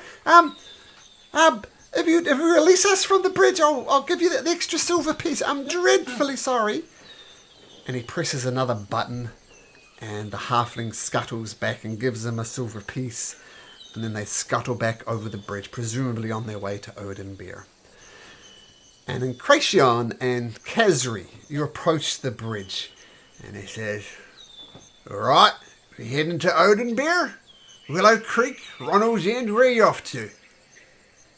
Well, Oden beer, this here barmaid needs a new tavern to work at, and I just want to drink and play some cards. Yeah, of course. 5 silver pieces each, if you'd be so kind. I'll, hazing to see to make sure there's no trouble on our way. How about here 2 gold pieces, and we'd be on our way, kind sir? Oh, of course. Be my guest. Feel free to cross over the bridge. Give him 2 gold. And you two step onto the bridge, and he presses the button, and instantly both your feet are stuck like glue to this bridge. And this captain guy with the blue device in his head, hey, wait a minute. We had someone here come here yesterday night.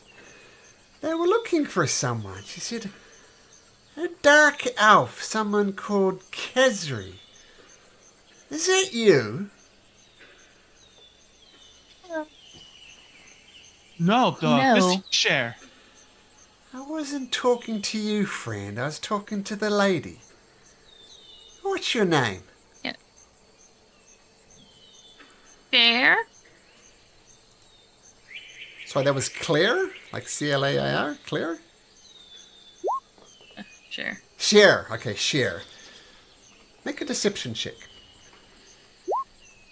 Yay. Can I, give her assistance in this or no? Because he's making me shut Oh, up. he's making I me think shut up. It's all wrong. Okay. Let me roll something.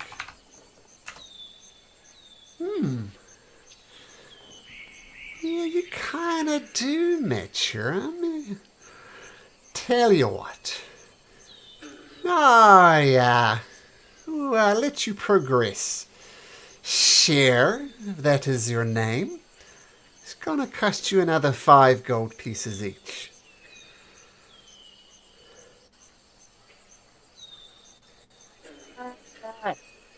Yeah. Okay, that's fine. And I'm just gonna immediately give him 5. And look at Incration.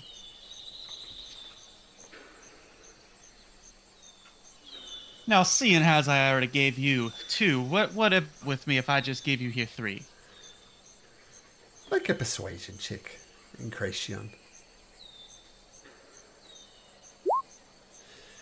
Right, give me another 3 gold pieces and you're free to go on your way. It is, friend. I appreciate you.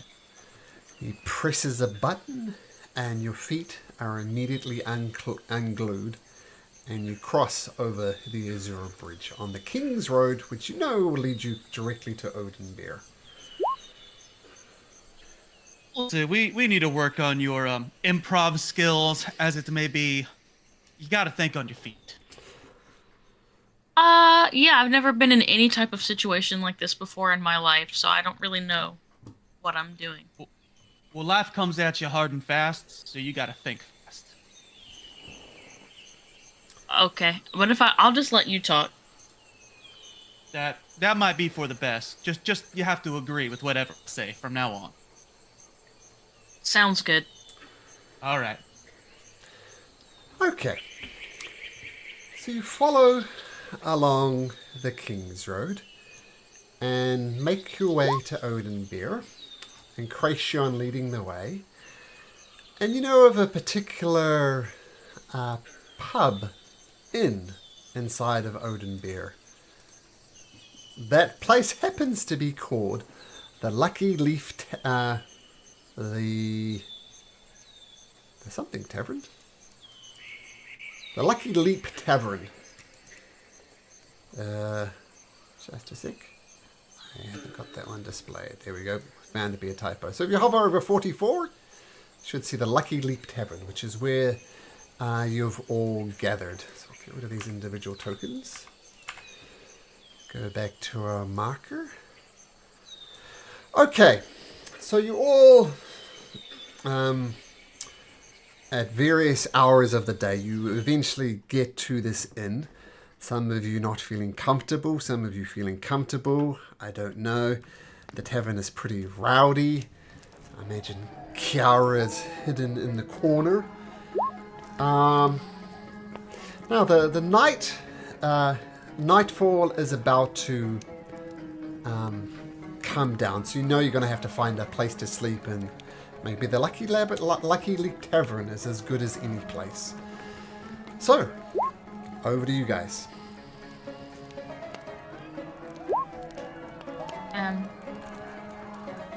Well, if we're going to be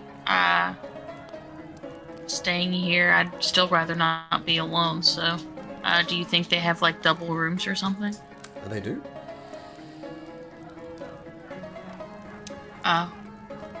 I'll ask Never. Incration. Oh, that's fine. You're part of the con now, so might as well teach you some tricks of the trade. Anything to stay safe, I guess. Oi! Anybody in here fancy a game of cards?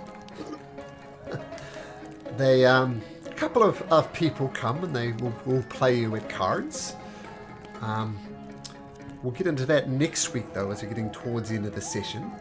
But, Kazri, you head up to the room, which will cost you 5 silver pieces. Yes.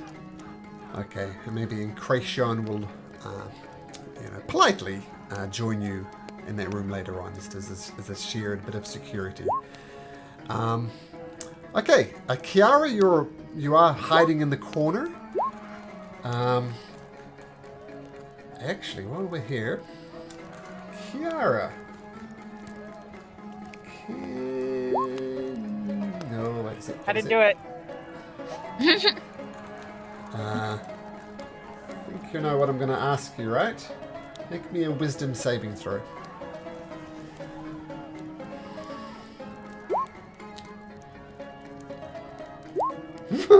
Wow, there we go. Natural 20! Wow. Natural 20! So I I'm know good. what that means, and you know what that means, but you did well. So what is Kiara doing apart from keeping herself in the corner? I mean, nightfall is coming, and you are tired. You walked all the way from the King's Forest. What do you do?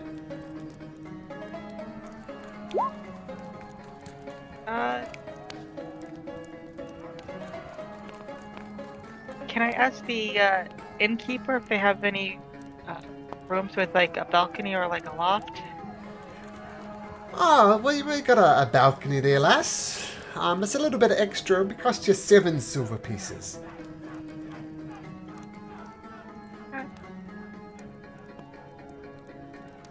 Also, I noticed that I don't have anything on my character sheet. I don't think I have any money on me. Well, that's a problem. Oh, no, imagine the druids have no use for money, so I'm going to say, even though druids might start with something, you have literally 0 money on you. Yep, I have 0 money on my character sheet. Yep, and that is reality for a druid. Money, what use is that? You can't grow money on trees. It doesn't grow on trees. Right? You can't eat money. Look, lass, I can tell you're not from around here. Tell you what, if you wait tables for me for the night, I'll get you a room. How does that sound? I guess, is there any other place I can stay? Like maybe a park? Well, there are some parks around here. You're very close to the Noble District. There's a tree out there? Kind of like pointing to this like tree right here by the marker. Oh, well, sure. You're down on your luck. You can go sleep there, but don't bro me if a red cloak comes and asks you to move along. Sure, I'll try not to get into trouble. Okay. Okay, so you go and curl up a lot more comfortable here than some stupid inside room. So you curl up outside. Vander, Bone, what are you guys doing? Well, I'm going to take Bone's money because he doesn't need his money. I will be his financial advisor, so I will take money. Oh my god. I'm going to order a cheap room with 1 bed because those are cheap. I imagine that Bone is a sturdy person, so I'm gonna lay down some of our clothes. He can sleep on them. I will take the beds. Okay, you set you back 3 silver pieces. Perfect. That saves me money.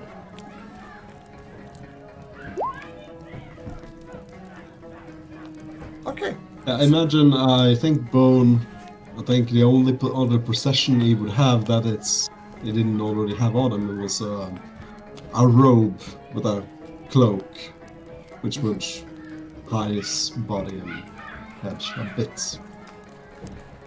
And of course, dragging a rather large sledgehammer along with you.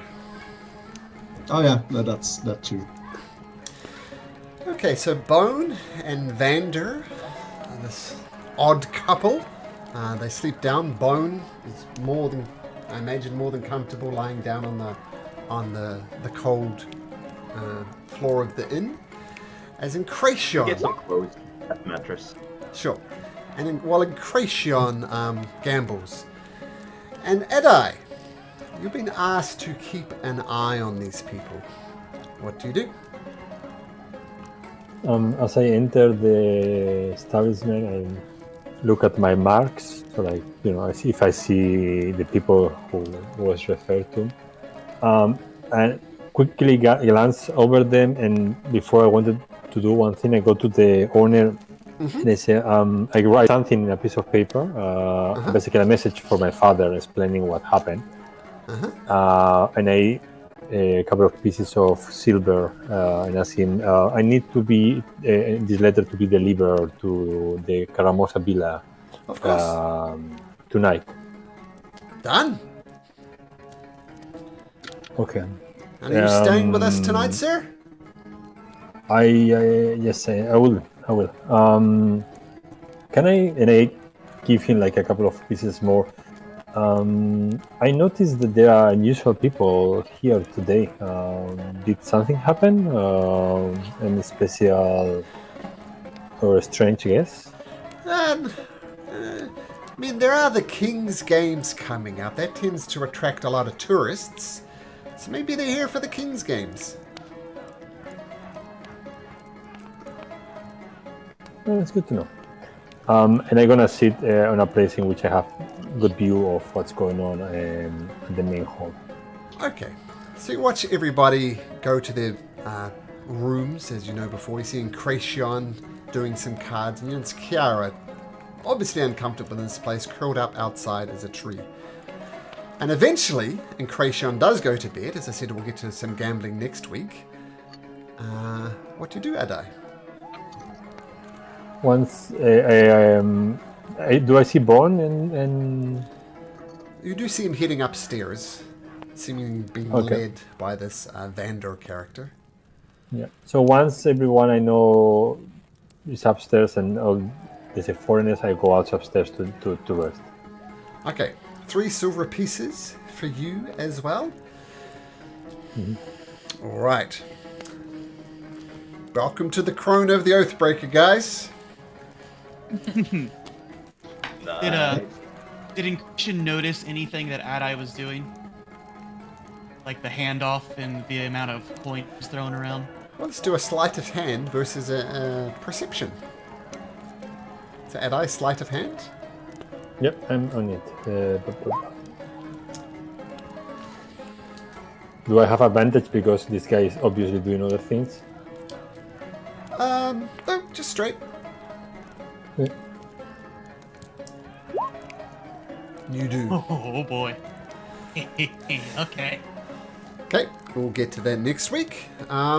All right, it's going to be fun, guys. I hope that was a good way to introduce yourself to the characters. I know some of you weren't involved, but I tried to give you each of the focus for some of it, so hopefully that was good. That was, yes. Good. And how this We have a thing... very interesting party. Oh yes, very interesting. You got things to do as characters and as party members, and I'm not sure if this is not a spoiler, but the kingdom is doing very well at the moment. Just saying, things might change. Things might change. With I a feel like some little, shit's about to go down. hopefully, I don't not see only the anything bad in kings this go kingdom. down, but also the princesses. Oh I don't see yeah, anything bad in this kingdom. It's definitely not burning. well that's true. Adi here. Oh go ahead, Adi losing an ear, or part of an ear. I have to change my picture. Vander killing a child. I'm buying a person. No one has any proof of that, though. Off to a great start. But let's see how this eclectic group of adventurers go. Anyway, I'm running a bit behind. I need to dash, get my kids, and we'll see you guys in next week. See you guys. Take care. Bye. See you next